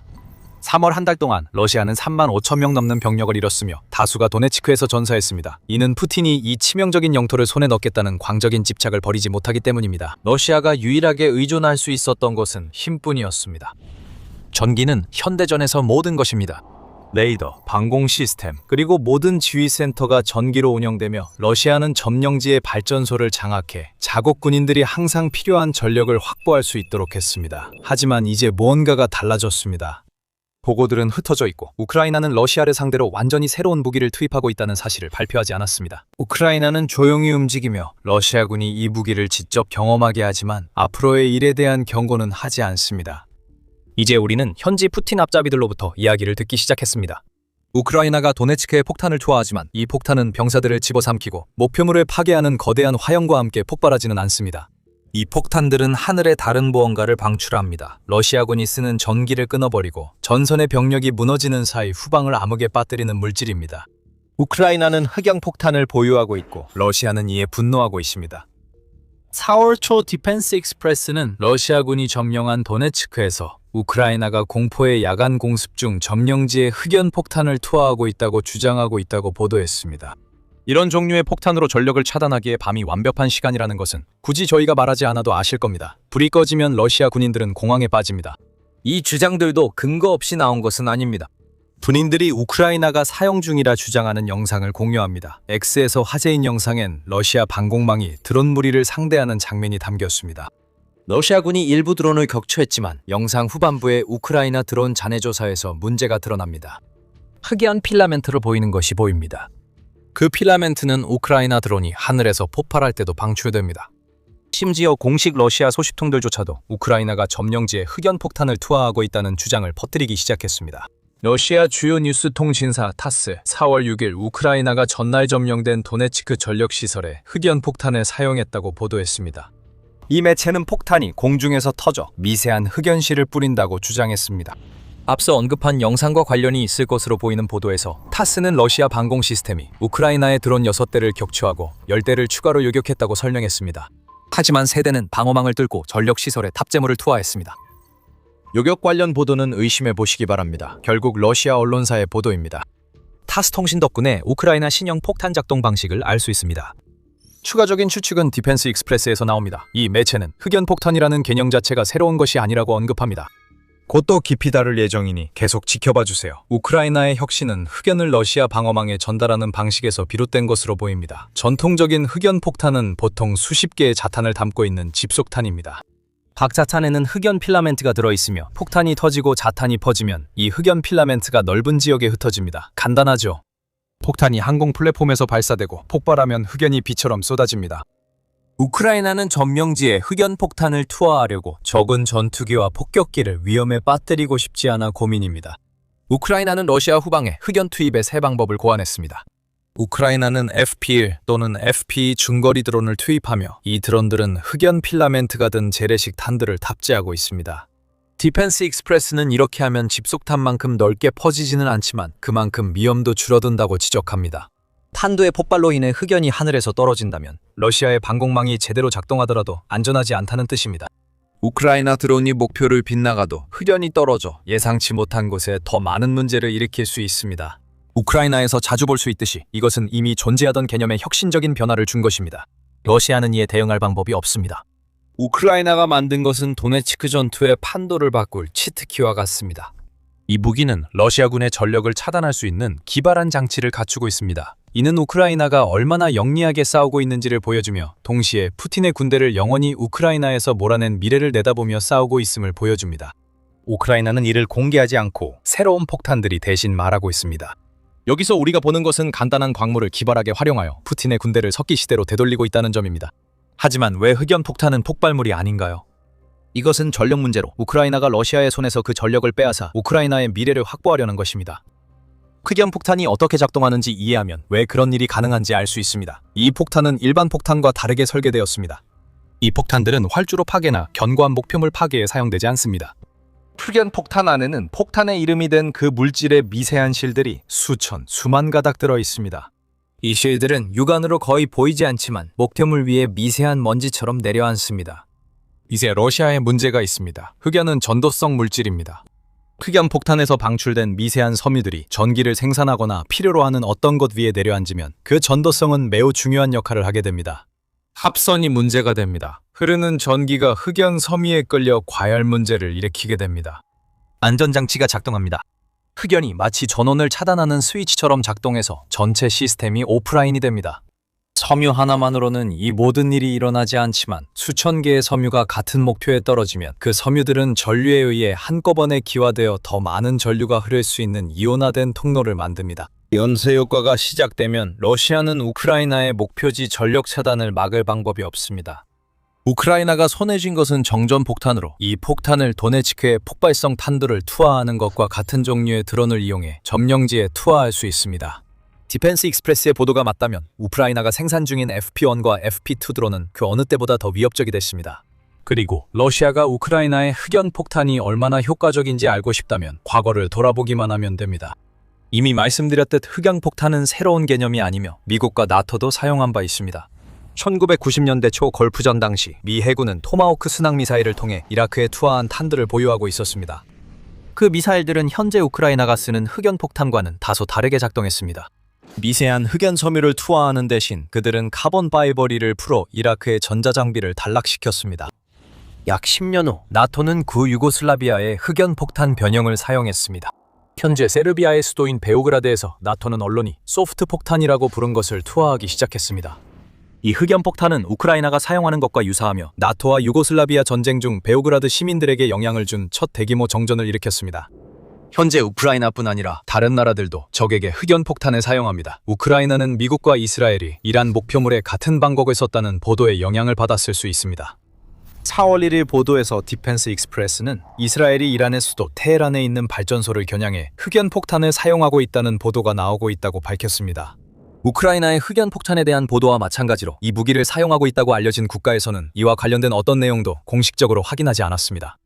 이란에서 정전이 발생할 때마다 흑연이 모든 것을 말해줍니다. 문제를 설명할 만한 폭발이 없기 때문입니다. 우크라이나는 흑연 폭탄을 사용한 다른 나라들과 같은 패턴을 따르고 있습니다. 우크라이나는 이를 공개하지 않으며 점령지로 보내는 최신 드론에 흑연이나 폭발물이 실렸는지 러시아가 추측하게 하려 합니다. 러시아는 우크라이나의 행동에 대응해 스스로를 지킬 방법이 없습니다. 심지어 방공망이 드론을 성공적으로 격추하더라도 흑연이 사방에 퍼질 뿐입니다. 그 방공망은 러시아가 중요하게 여기는 곳에 배치될 것입니다. 우크라이나의 흑연 폭탄이 목표를 빗나가도 타격받을 전기 장비는 항상 많다는 의미입니다. 하지만 우크라이나의 새 무기에는 또 다른 강점이 있습니다. 흑연 폭탄은 러시아군의 전력을 끊는 데 그치지 않고 아주 분명한 목적을 위해 사용됩니다. 그것이 모든 것을 바꿉니다. 그리고 참고로 여러분은 더 밀리터리 쇼를 시청하고 계십니다. 아직 구독하지 않으셨다면 지금 이 버튼을 눌러 최신 영상을 계속 받아볼 수 있는 완벽한 기회입니다. 겉으로 보기에는 우크라이나의 흑연 폭탄은 러시아 후방의 전력을 차단하는 데 목적이 있습니다. 그러나 그 이면을 보면 우크라이나의 진정한 천재성을 알 수 있습니다. 앞서 언급한 흑연 폭탄 사례들을 다시 생각해보세요. 그 모든 사례에서는 한 나라가 다른 나라 영토에 그 폭탄을 사용합니다. 우크라이나의 상황은 다릅니다. 우크라이나는 점령당한 자국 영토에서 예전에 자국이 건설한 전력시설을 겨냥해 흑연 폭탄을 사용하고 있습니다. 이것이 우크라이나 전략의 강점입니다. 우크라이나는 러시아가 자국 전력 인프라를 쓰는 것을 원치 않습니다. 하지만 우크라이나는 그 인프라를 완전히 파괴하고 싶지도 않습니다. 왜냐하면 러시아를 영토에서 완전히 몰아낸 후에 그 인프라를 재건하는 데 더 많은 돈이 들어가기 때문입니다. 그래서 흑연 폭탄이 최적의 무기가 됩니다. 우크라이나는 이 폭탄으로 도네츠크에서 우크라이나가 직접 건설한 전력시설에 장기적이고 큰 피해를 주지 않으면서도 전력을 끊을 수 있습니다. 러시아는 여전히 수리를 해야 합니다. 차단된 시스템을 다시 가동하는 데는 시간이 걸리고 흑연은 전기 시스템을 유지하는 데 필요한 작은 부품들을 태워버릴 수 있습니다. 하지만 발전소들은 여전히 남아 있습니다. 이것은 우크라이나가 이전에는 보장할 수 없었던 일입니다. 2025년 11월 에야 로이터 통신이 우크라이나 드론이 도네츠크의 발전소에 충돌해 막대한 피해를 입혔다고 보도했습니다. 이제 그 발전소들은 폭발 없이 중단할 수 있습니다. 우크라이나는 미래를 위해 싸우고 있습니다. 상징적으로 이는 러시아를 짓밟는 것입니다. 푸틴은 우크라이나가 존재해서는 안 된다는 생각을 매우 분명히 밝혀왔습니다. 우크라이나는 러시아 대통령에게 주권 국가로 여겨진 적이 없습니다. 과거 러시아의 일부였고 주권을 얻은 뒤에도 계속 러시아의 일부로 인식됐습니다. 푸틴의 의도대로라면 우크라이나는 러시아에 강제로 병합되지 않을 것입니다. 우크라이나가 영토를 지키려고 치열하게 싸우고 러시아 점령 인프라를 보존하는 무기까지 사용하는 모습은 푸틴에게 끔찍합니다. 이것은 우크라이나가 여전히 굳건하며 러시아가 더 이상 상대해야 할 문제가 아닌 미래를 푸틴에게 보여줍니다. 상징성을 넘어 전략적 의미도 있습니다. 이것이 우크라이나가 흑연폭탄을 사용해 후방 러시아군 전력 차단 외에도 전략적으로 활용하는 이유를 보여줍니다. 이제 방공 시스템에 대해 이야기하겠습니다. 세르비아에서 나토가 소프트 폭탄을 사용했을 때 그 효과에 대해 언급하지 않았습니다. 1999년 5월 가디언지의 보도에 따르면 나토는 세르비아 전체의 70%에 달하는 전력을 즉시 차단하는 데 성공했으며 이로 인해 유고슬라비아가 나토의 개입에 맞서기 위해 설치했던 수많은 군사 컴퓨터 통신 시스템, 레이더들도 함께 무력화되었습니다. 나토 소프트 폭탄은 세르비아 방공 시스템을 마비시켰습니다. 그 방공망은 큰 골칫거리였습니다. 그들은 F-117 나이트호크 전투기를 조종하던 미 공군 조종사가 몰던 F-117 나이트호크 전투기까지 격추했는데 이는 나토가 베오그라드의 능력을 예상하지 못했던 일이었습니다. 1990년대 후반 나토가 베오그라드 방공망을 무력화하는 것은 매우 중요했습니다. 이는 현재 우크라이나와 러시아가 점령지에 구축한 방공망에도 마찬가지로 적용됩니다. 우크라이나는 1년 넘게 러시아 방공망을 무너뜨리고 있습니다. 키우 인디펜던트에 따르면 2025년 6월부터 3월 26일까지 우크라이나는 러시아 방공 인프라를 상대로 492회의 공격을 감행했으며 도네츠크와 같은 지역에 러시아가 설치한 반접근 지역 거부 전력을 겨냥한 공격도 수백 건에 달했습니다. 이제 우크라이나의 드론 탑재 흑연 폭탄까지 이 러시아 방공망 공세에 더해보겠습니다. 우크라이나는 폭발성 드론은 희생하지 않고도 안전한 항공 통로를 만들 수 있는 기회를 얻게 됩니다. 이것은 간단한 개념입니다. 흑연 폭탄은 웨이더를 마비시키고 방공 시스템의 회로를 교란시킵니다. 러시아가 시스템을 수리하는 동안 드론과 우크라이나 미사일이 더 가치 있는 목표를 타격할 수 있습니다. 방공 시스템이 다시 가동될 때쯤이면 러시아는 지상에 생긴 크레이터들을 처리해야 하고 그보다 더 심각한 상황에 직면하게 됩니다. 전선에서 한참 떨어진 점령지에는 러시아가 지휘 통제, 즉 C2 센터를 설치해 두었을 것입니다. C2는 전쟁의 핵심입니다. 이것이 없으면 군대의 가장 기본적인 기능조차 심각하게 저해됩니다. C2 센터에서는 계획이 수립되고 그 계획의 조정과 실행도 그곳에서 관리됩니다. 우크라이나 전장에서는 C2의 핵심이 러시아 지상군을 조직해 우크라이나 방어선에 대한 끝없는 공격을 수행하게 하는 데 있다는 뜻입니다. 러시아의 C2가 얼마나 효과적인지는 하루 종일 논쟁할 수 있습니다. 앞서 언급한 3월의 3만 5천 명 사망자 수만 봐도 그다지 효과적이지 않다는 뜻입니다. 하지만 이런 센터들도 존재하며 다른 것들처럼 전기가 필요합니다. C2 센터에는 통신 장비가 가득합니다. 이곳에는 전장 상황 정보를 보여주는 모니터들도 있습니다. 이 모든 것은 흑연 폭탄으로 일시적으로라도 무력화할 수 있습니다. 우크라이나가 가진 무기는 전선 뒤에서 혼란과 도미노 효과를 일으킬 수 있습니다. C2가 후방에서 마비되면 지휘관들에게 명령이 전달되지 않습니다. 회색지대의 러시아 침투자들은 고립되고 외부와 단절된 채 결국 죽게 됩니다. 전기가 필요한 모든 것이 표적이 될 수 있습니다. 러시아 후방의 대부분도 전기가 필요합니다. 우크라이나가 전력을 차단하면 러시아는 오래되고 느린 방식으로만 통신할 수 있습니다. 우크라이나가 공격하는 곳마다 다시 펜과 종이가 기본이 될 것입니다. 푸틴이 우크라이나군보다 자국군에 더 큰 피해를 주는 구식 소모전을 고집한다면 흑연 폭탄은 우크라이나가 러시아 군인들을 전자통신이 없던 시대로 되돌려 더 큰 타격을 줄 수 있게 합니다. 그리고 한 가지 더 있습니다. 앞서 말씀드렸듯 디펜스 익스프레스는 우크라이나가 FP1과 FP2 드론에 흑연을 탑재하고 있는 것으로 보고 있습니다. 이제 우크라이나가 같은 방식으로 흑연을 FP5 플라밍고와 같은 장거리 드론에 탑재한다고 상상해보세요. 그 드론은 3,000km 사거리로 러시아 내 전략적 주요 지점을 모두 타격할 수 있습니다. 플라밍고 드론이 러시아 발전소로 가면 흑연이 전국에 퍼져 산업시설, 화학공장, 민간 전력 인프라를 마비시킬 수 있습니다. 이 피해는 영구적이지 않으며 그럴 필요도 없습니다. 흑연은 우크라이나가 푸틴 치하의 사람들에게 그들의 지도자가 자신들의 문 앞까지 되돌아올 수 있는 전쟁을 시작했다는 사실을 끊임없이 상기시키는 새로운 수단이 될 수 있습니다. 모스크바와 상트페테르부르크에서 대규모 정전이 몇 번이나 반복되어야 러시아 엘리트들이 러시아에 쏟아지는 흑연에 대해 입을 열게 될지 궁금합니다. 한 가지는 확실합니다. 우크라이나가 흑연 폭탄에 전력을 다하기로 한다면 그 폭탄에 사용되는 가장 중요한 재료를 구하는데 아무런 문제가 없을 것입니다. 우크라이나에는 흑연이 많이 있습니다. 우크라이나에는 흑연이 너무 많아서 뉴보이스 오브 우크라이나는 러시아의 침공으로 인해 우크라이나의 주요 흑연 광산이 일시적으로 폐쇄되었음에도 불구하고 2022년에서 2024년 사이에 우크라이나가 세계에서 네 번째로 큰 흑연 생산국이었다고 지적합니다. 같은 매체는 우크라이나에 약 1790만 톤의 흑연 매장량이 있다고도 지적합니다. 물론 그 모든 흑연이 접근 가능한 것은 아닙니다. 일부는 점령지에 있고 모든 매장량이 접근 가능한 것도 아니지만 그래도 우크라이나에는 흑연이 있습니다. 러시아가 도네츠크에서 보고하는 것은 더 큰 작전의 시험일 수 있습니다. 이 작전은 점령지뿐 아니라 푸틴이 우크라이나 공격에서 지킨 러시아 일부 지역까지 확산될 수 있습니다.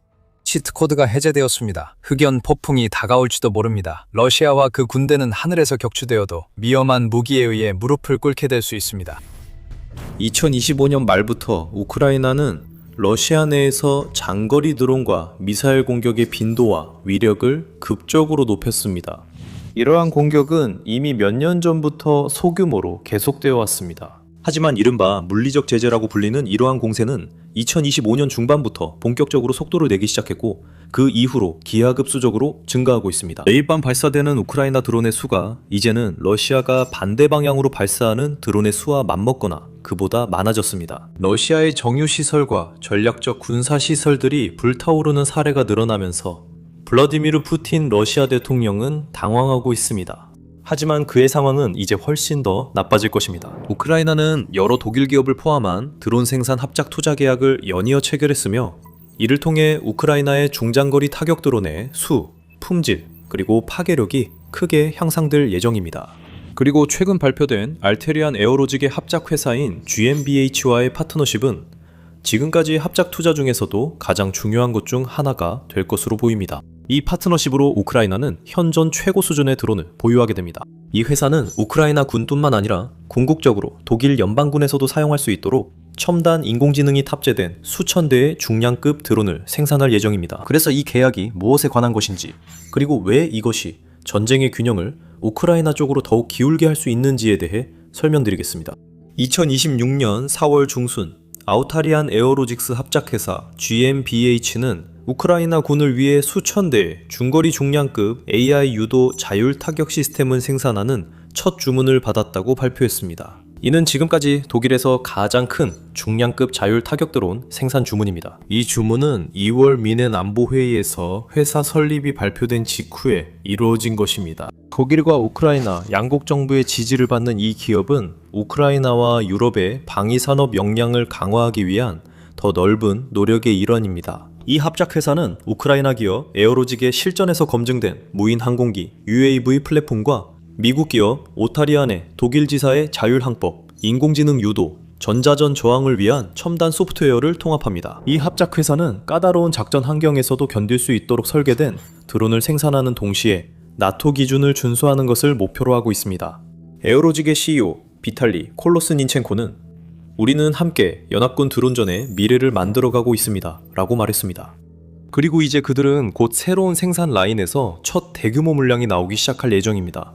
회사의 발표에는 생산될 드론의 이름이 언급되지 않았으며 X자형과 델타형 날개를 가진 드론이 연간 수천 대씩 생산될 것이라고만 밝혔습니다. 하지만 이후 우크라이나 대통령실에서 발표한 독일 우크라이나 합작기업에서 생산 중인 드론 목록을 통해 이름이 공개되었습니다.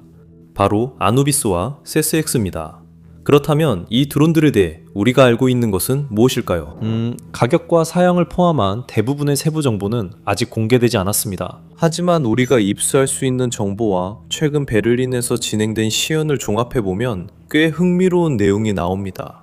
아누비스는 고가치 표적과 장갑 차량을 위한 중거리 타격 시스템으로 설련됩니다. 세스X는 보병과 경장갑 차량을 타격하기 위한 더 소형의 전술 드론으로 설명됩니다. 두 시스템 모두 GPS가 차단된 교전 환경에서 작동하도록 설계되었으며 앞서 언급했듯이 X자형과 델타의 기체를 특징으로 합니다. 겉보기에는 아누비스가 아마도 또 다른 오타리안 드론인 아르테미스 ALM-20을 개조한 것으로 보입니다.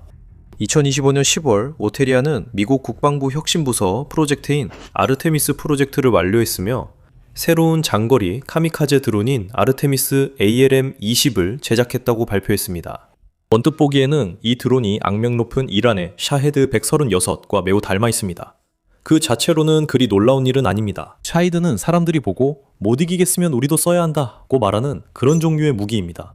러시아는 원래 샤히드를 사용했고 그 설계를 바탕으로 제린이라는 드론 계열을 개발했습니다. 미국의 새로운 루카스 장거리 카미카제 드론조차도 샤히드를 역설계해서 만든 것입니다. 그래서 아르테미스에 관해서는 왜 굳이 처음부터 다시 만들 필요가 있을까요? 아르테미스 ALM-20은 보도에 따르면 1000마일에 조금 못 미치는 사거리를 가진 장거리 드론입니다. 99파운드의 폭발물 탑재량을 가지고 있으며 목표 유도를 위해 오타리안의 독자적인 인공지능을 사용합니다. 이에 대해서는 잠시 후에 더 말씀드리겠습니다. 이 드론은 우크라이나 회사와의 협력으로 개발되었으며 보안상의 이유로 회사 이름은 공개되지 않고 있습니다. 아르테미스가 완성되었을 때 오타리아는 미국 국방부와 다른 파트너들이 미국, 독일, 우크라이나의 건설 중인 시설에서 대량 생산에 들어갈 것이라고 밝혔습니다. 아누비스와 세스X의 모든 생산은 독일에서 이루어질 예정입니다. 이는 아누비스가 아르테미스 ALM-20의 개조형일 가능성을 시사하는 또 다른 단서입니다. 주요 개조 사항은 드론을 중거리 타격에 맞게 재설계하는 것과 관련이 있을 가능성이 높습니다. 중거리 드론은 미드레인지 또는 미디엄 레인지 드론이라고도 불리며 일반적으로 약 400마일의 사거리, 12,000에서 3만 피트의 고도, 최대 24시간의 채공 시간을 가집니다. 이 드론들은 군사전투 또는 지역전장에 대한 지속적인 감시를 위해 설계되었습니다. 반면 장거리 드론은 종종 중고도 또는 고고도 장기 채공 무인 항공기, 즉 MALE 또는 HALE로 분류됩니다. 400마일 이상의 비행거리, 24시간이 넘는 채공 시간을 가진 이 드론들은 군사감시, 첩보, 기상추적, 지리적 지도 작성 등 다양한 목적으로 사용되는 장기 채공 전략 플랫폼입니다. 중거리 아누비스는 중거리에서 병력, 전술 및 전략 목표물, 그리고 장갑 차량을 타격하도록 설계되었습니다. 반면 세스X는 인원과 경장갑 차량, 그리고 물류 및 수송 차량을 파괴하도록 설계되었습니다. 이것은 에어로직의 UAS 세스카미카제 드론의 업그레이드 버전으로 보입니다. 원래 UAS 세스는 2024년 12월 당시 독일 총리 올라프 숄츠가 우크라이나를 방문했을 때 처음 목격되었습니다. 몇 달 후인 2025년 3월 아조프 12 특수작전 여단에 의해 그 배치가 확인되었습니다. 아르테미스 ALM-20처럼 UAS 세스와 베를린 시연회에서 전시된 세스X의 데모 모델들 역시 샤헤드 136과 매우 유사한 모습을 하고 있습니다. 하지만 이들은 훨씬 더 작고 중거리 타격을 위해 설계되었으며 보통 30교대 마일 이상을 비행하고 상당한 연료와 배터리가 필요합니다. 훨씬 더 큰 연료 동력의 샤헤드 드론과 달리 UAS 세스 유닛은 전기 모터를 사용하여 열 신호와 소음 신호를 최소화함으로써 은밀성을 높였습니다. 또한 전파 방해에 강한 내재밍 항법 기능도 갖춘 것으로 보입니다. 이 두 가지 기능은 세스X에도 포함될 가능성이 매우 높습니다. 세스X는 접이식 날개도 가지고 있어 수송용 발사 컨테이너에서 발사된다는 뜻입니다. 정확한 특성은 발표되지 않았지만 단거리 드론으로 홍보되고 있기 때문에 순수 단거리 UAS 세스가 제공하는 수십 마일과 달리 수백 마일의 유효 사거리를 갖도록 재설계된 것으로 보입니다. 하지만 오타리안의 특화 소프트웨어 덕분에 이 드론들은 현장 내 다른 드론과 달리 고도화된 자동화 기능을 갖추고 있습니다. 두 드론 모두 오타리안 소프트웨어 스택, 즉 오타리안 OS 운영체제, 스카이노드 비행 컴퓨터, 그리고 네맥스 군집 조정 소프트웨어를 포함한 첨단 AI 기능을 기반으로 작동할 예정입니다. 이것이 의미하는 바는 우크라이나의 타격 능력에 중대한 변화가 있다는 것이며 전장 정보 수집에서 자율적인 물리적 타격 대응으로 업그레이드 되었다는 점입니다. 오타리안 소프트웨어 스택은 자율 시스템을 위한 공통 운영 체제로 작동하는 통합 하드웨어 독립형 플랫폼을 제공하는 것을 목표로 하고 있습니다. 이 플랫폼은 공중, 지상, 해상 영역의 차량을 지원하도록 설계되었으며 다양한 제조업체의 하드웨어가 함께 원활하게 작동할 수 있는 개방형 생태계를 가능하게 합니다. 스택의 중심에는 오타리안 OS가 있습니다. 이것은 오타리안의 창립자인 로렌츠 마이어 박사가 만든 오픈소스 PX4 비행 제어 소프트웨어의 상업적이고 강화된 배포판입니다.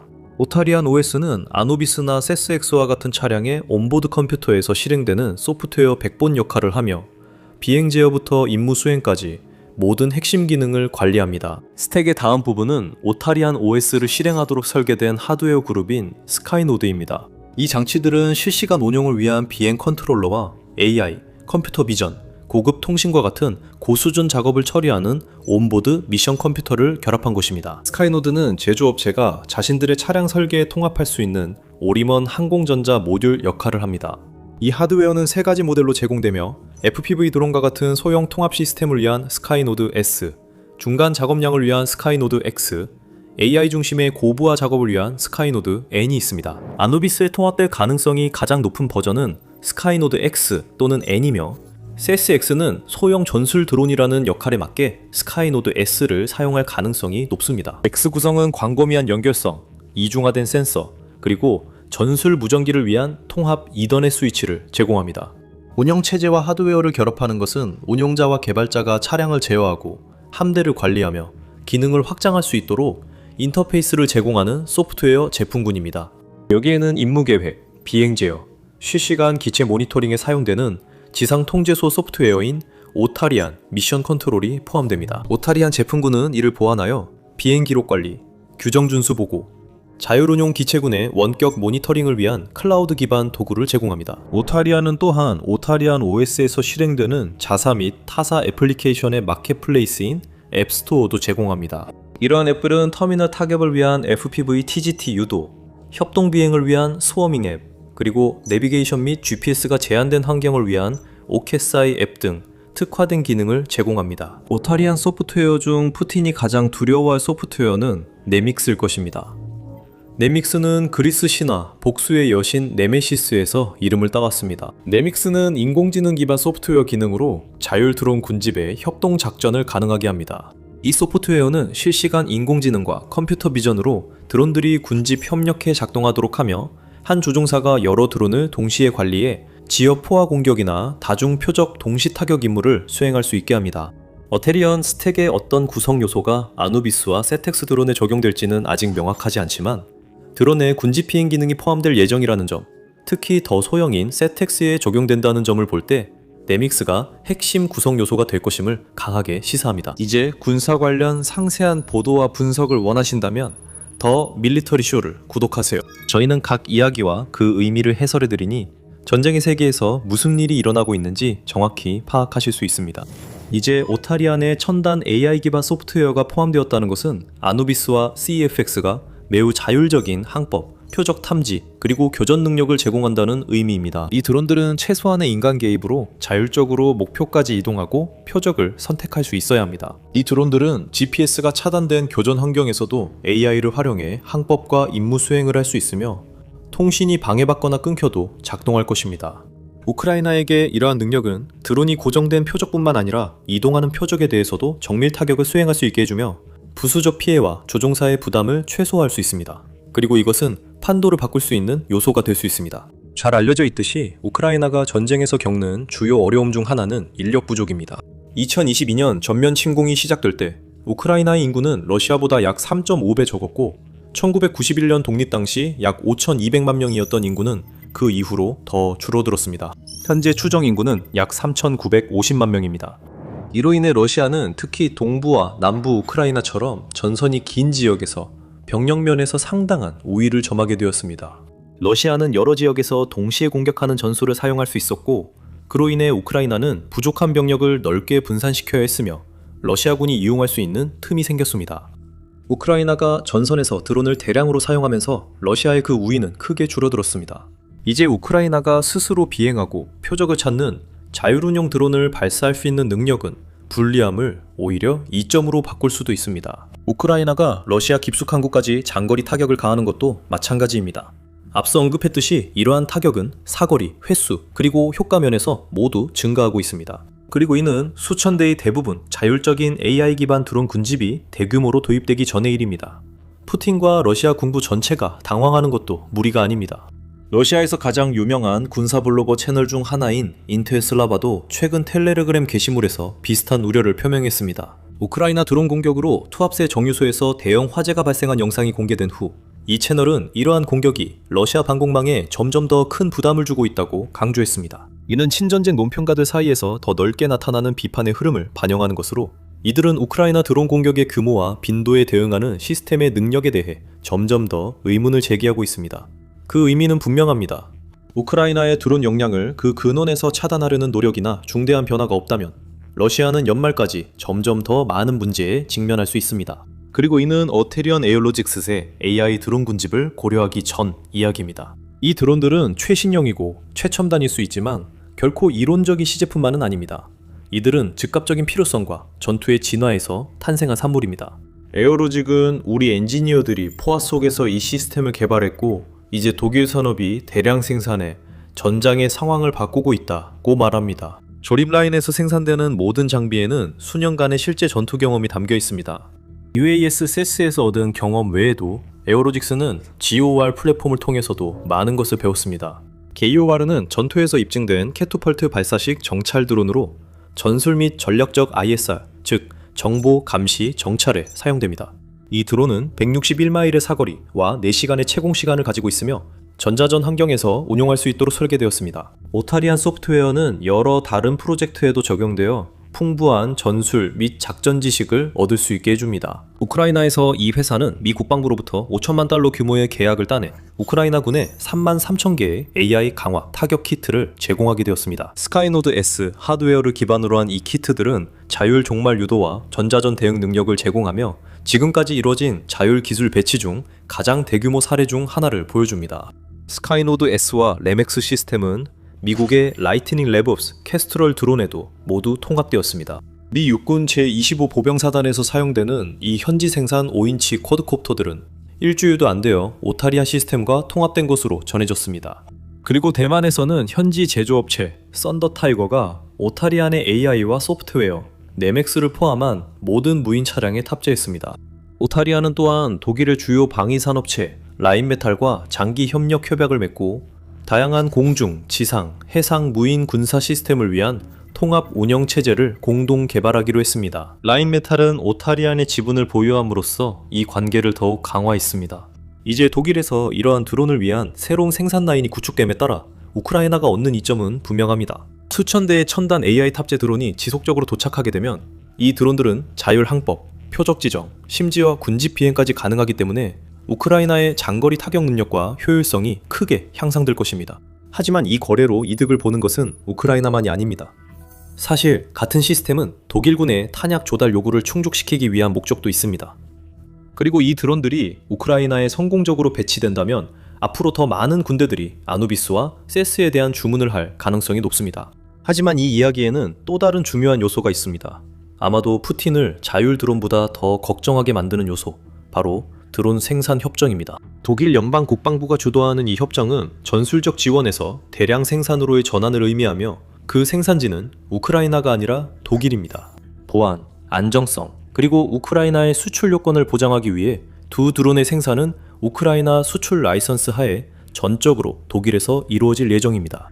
이것은 일회성이 아닌 추세입니다. 4월 15일 우크라이나와 독일 방산 기업들은 빌드 위드 유크레인 이니셔티브로 6건의 협약을 맺었습니다. 2025년 6월에 볼로디미르 젤렌스키 대통령이 발표한 이 프로그램은 국제 파트너들과의 무기 공동 생산을 통해 우크라이나의 방위 산업을 강화하는 것을 목표로 하고 있습니다. 그리고 이러한 노력들은 분명히 결실을 맺고 있습니다. 우크라이나 총기 제작자 협의회에서 발표한 성명에 따르면 이 6건의 협약은 빌드 위드 유크레인 모델의 실질적 실행으로 우크라이나 기술이 유럽 산업과의 파트너십을 통해 공동 생산 및 새로운 생산 역량에 접근할 수 있게 합니다. 이 협약들 중에서 우크라이나의 최대 FPV 드론 제조업체 중 하나인 TAF 인더스트리스는 독일 기업 티라와 양해각서 MOU를 체결하여 BPLA 요격기 생산을 위한 우크라이나 독일 합작 기업을 설립하기로 했습니다. 한편 우크라이나 드론 제조업체 컬버 에어로스페이스 또 독일 방산 유니콘 헬싱과 독일 내 생산 현장에서 공동 드론 개발 및 생산을 위한 협약을 체결했으며 자금은 독일 정부가 직접 지원합니다. 또 다른 우크라이나 드론 제조업체 위드론즈를 위에 투자한 고기업 쿼느라이나 합작기업 퀘쿼느라이 우크라이나 흰재계 목산들 가격 또 다른 우크라이나 드론 제조 쿼느라이 우크라이나 합작기업 위에 투자한 독일 우크라이나 합작기업 퀀텀 시스템즈와의 파트너십을 확대했습니다. 이들은 위 스트릴러 요격기 생산 합작법인 설립을 위해 협력 MOU를 체결했습니다.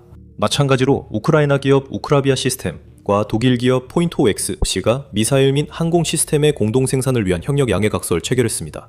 포인트오엑스들을 우크라이나 기업 포인트오엑스를 플라밍고 순항 미사일을 담당하는 우크라이나의 유명 기업 파이어포인트와도 기술 협력에 관한 협정이 체결되었습니다.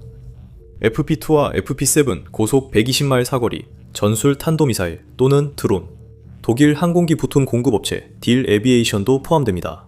몇 달 전인 2월 우크라이나 개발업체 프론트라인 로보틱스 새로운 드론 폭격기 린타 3.0을 선보였으며 이 드론은 우크라이나와 독일 양국에서 생산될 예정입니다. 이 드론은 우크라이나 프론트라인 로보틱스와 독일 퀀텀 시스템즈가 2025년 12월에 발표한 우크라이나 독일 최초의 합작 투자 회사인 퀀텀 프론트라인 인더스트리즈에서 생산되는 첫 번째 드론이 될 것입니다. 그러니까 푸틴이 땀을 흘리고 있는 건 아누비스와 세텍스뿐만이 아닙니다. 러시아인들이 이미 우크라이나의 장거리 공격으로 인프라를 방어하는데 어려움을 겪고 있다면 유럽 내 생산 계약이 확대되면서 발생할 엄청난 공격 증가에 도대체 어떻게 대응할 수 있을까요? 더 중요한 점은 오늘날 러시아가 유럽에 드론 우위를 갖고 있어도 이 계약들로 내일은 그렇지 않게 된다는 것입니다. 그래서 이러한 합작 생산 협력은 우크라이나의 미래뿐만 아니라 유럽의 미래도 함께 지키고 있는 것입니다. 이것은 우크라이나가 더 이상 단순히 장비를 받는 나라가 아니라는 것을 보여줍니다. 이제 우크라이나는 유럽 안보의 미래가 만들어지고 확장되는 주요 연구개발 허브가 되었습니다. 러시아인들은 이를 경계하며 주시하고 있습니다. 앞서 언급한 합작 투자 발표와 같은 날, 러시아 국방부는 유럽과 기타 지역에 걸쳐 약 21개의 시설 목록을 발표하며 이 시설들이 우크라이나를 위한 공격용 드론이나 부품을 생산하고 있다고 주장했습니다. 이 목록에는 런던, 뮌헨, 리가, 빌뉴스, 프라하 등 도시에 위치한 우크라이나 기업의 지사 11곳과 마드리드, 베네치아, 하이파에 있는 10개의 해외 기업이 포함되어 있습니다. 이 목록을 공개한 것의 의미는 상당히 큽니다. 드미트리 메드베데프 러시아 안보회의 부의장이자 X에서 가장 거침없는 러시아 인사 중 한 명은 이 주소들이 러시아 군대의 잠재적인 군사 목표 목록을 구성한다고 게시했습니다. 러시아 국방부의 성명은 문자 그대로 받아들여야 합니다.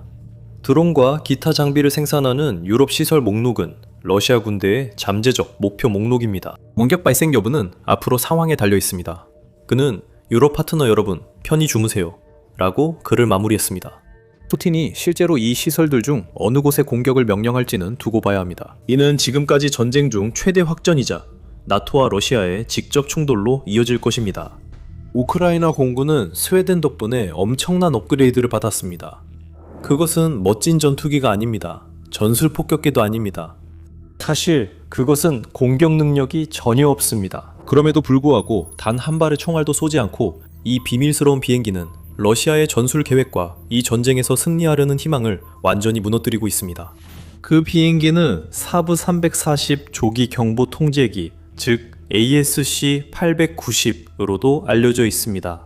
그리고 이 비행기가 키이우 상공에 등장하기까지는 오랜 시간이 걸렸습니다. 정확히 말하면 2024년 5월에 스웨덴이 이 항공기 2대를 우크라이나에 지원하는 16번째 군사지원 패키지의 일환으로 제공한다고 발표했습니다. 이것은 스웨덴이 우크라이나에 보낸 최대 규모의 지원 패키지였으며 약 133억 스웨덴 크로나, 당시 약 12억 5천만 달러에 해당하는 금액이었습니다. 하지만 우크라이나는 새 항공기를 즉시 활용하지 못했습니다. 지원 패키지를 발표하면서 스웨덴 당국은 항공기 승무원과 정비팀을 훈련시키고 이 항공기들이 효과적으로 운용될 수 있도록 필요한 지상 인프라를 준비하는데 최소 1년 혹은 그 이상이 걸릴 것이라고 경고했습니다. 그 결과 전문가들은 빠르면 2025년 중반에서 후반 아니면 2026년 초가 되어서야 가능할 것이라고 추정했습니다.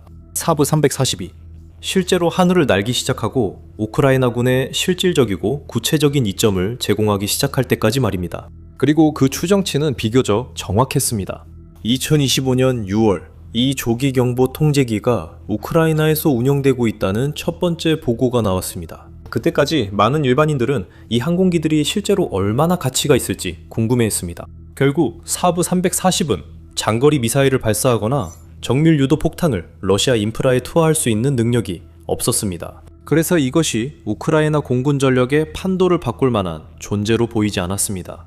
하지만 항공과 군사 전문가들은 이 항공기 도입에 조심스럽게 기대하며 이 비행기들이 큰 변화를 가져올 수 있음을 이해하고 있었습니다. 직접적으로 탄약을 발사하거나 피해를 주는 것이 아니라 귀중한 정보와 상황 인식을 제공하고 우크라이나가 공격 및 방어 작전을 수행하는 데 필요한 데이터를 전달하는 측면에서 큰 차이를 만들 수 있다는 것이었습니다. 2025년 6월 전 세계는 삽 340의 활약을 목격했습니다. 이 항공기는 최초로 러시아 전투기 격추에 결정적 역할을 했습니다.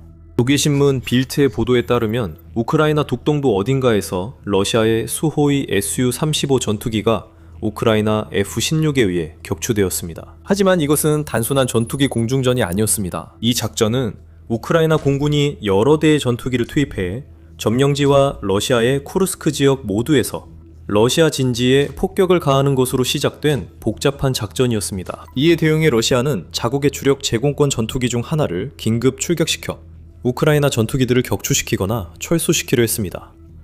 하지만 러시아 조종사는 매복에 걸려들고 말았고 이 모든 것은 사브 340 덕분이었습니다. 조기경보 통제기는 러시아 전투기가 이륙하기도 전에 이미 공중에 떠 있었습니다.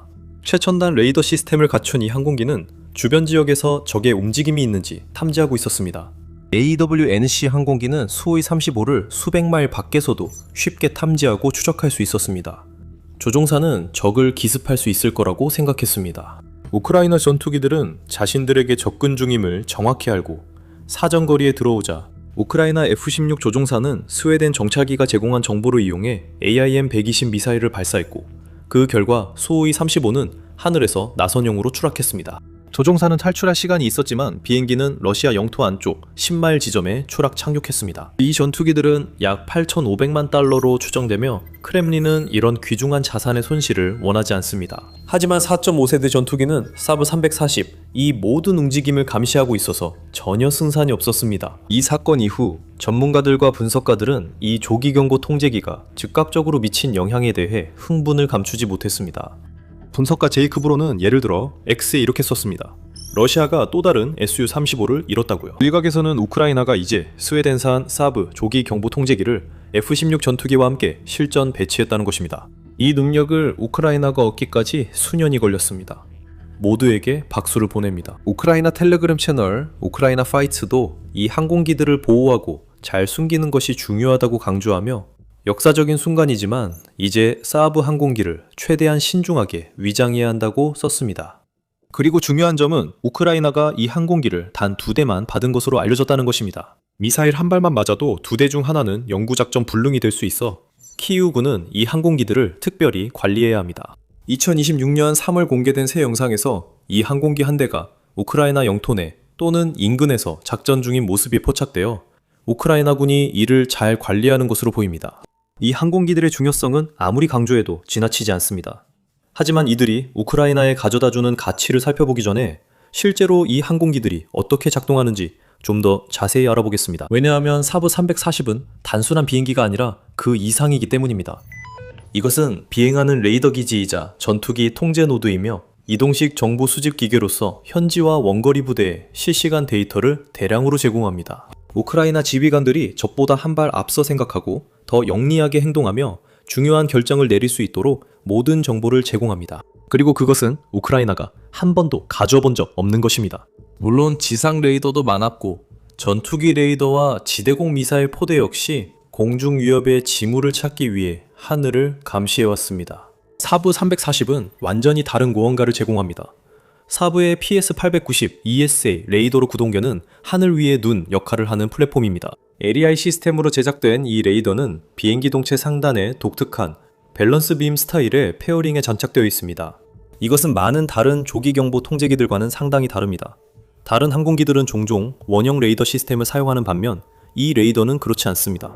그리고 이 레이더는 결코 만만치 않습니다. 이 레이더는 약 280마일 거리에서 공중 및 해상 표적을 탐지할 수 있습니다. 평균 약 2만 피트의 고도로 비행하면서 이 레이더는 수십 개가 아니라 수백 개의 표적을 동시에 추적할 수 있습니다. 정확히 말하면 1000개의 공중 표적과 500개의 수상 표적을 추적할 수 있습니다. 이것은 우크라이나의 상황 인식에 엄청난 도움이 됩니다. 사업 340을 닫기 전까지 우크라이나군은 전체 상황의 일부만을 파악할 수 있었습니다. 정찰 드론과 지상 레이더 등 여러 감시 시스템의 정보를 종합해 상황을 파악해야 했습니다. 사업 340은 상황을 바꿨습니다. 이 항공기는 우크라이나의 전장을 가장 넓고 명확하게 보여줍니다. 그리고 아마도 이 항공기의 가장 중요한 특징은 하방 탐지 능력일 것입니다. 하방 탐지 레이더란 레이더 플랫폼 자체보다 더 낮은 고도로 비행하는 적 목표물을 탐지하고 추적하며 심지어 교전까지 할 수 있는 공중 레이더 시스템을 의미합니다. 지상 레이더는 한계가 있습니다. 지상 레이더는 주변 수십 마일을 볼 수 있을지 몰라도 항상 그 앞에는 장애물이 존재합니다. 이러한 장애물들은 레이더의 시야를 가리고 탐지 능력을 방해하며 적 전투기, 폭격기, 드론, 미사일과 같이 탐지하도록 설계된 물체들을 제대로 포착하지 못하게 만듭니다. 언덕, 숲, 건물 등은 물론이고 지구의 공률 자체도 이런 시스템들에게 문제를 일으킵니다. 그래서 많은 항공기와 심지어 일부 미사일, 드론까지도 지상 가까이 낮게 비행하도록 설계된 것입니다. 이렇게 하면 지형지물을 이용해 숨을 수 있고 적에게 탐지될 확률을 최소화하면서 효과적으로 접근할 수 있습니다. 하지만 그런 전술은 하향 탐지 능력을 가진 레이더 항공기 앞에서는 전혀 효과가 없습니다. 이들은 숲이나 심지어 우뚝 솟은 산들이 시야를 가리거나 방해하는 것에 대해 걱정할 필요가 없습니다. 위에서 지형을 스캔하면서 저공비행 드론이나 순항미사일 같은 것들도 쉽게 찾아내고 추적할 수 있습니다.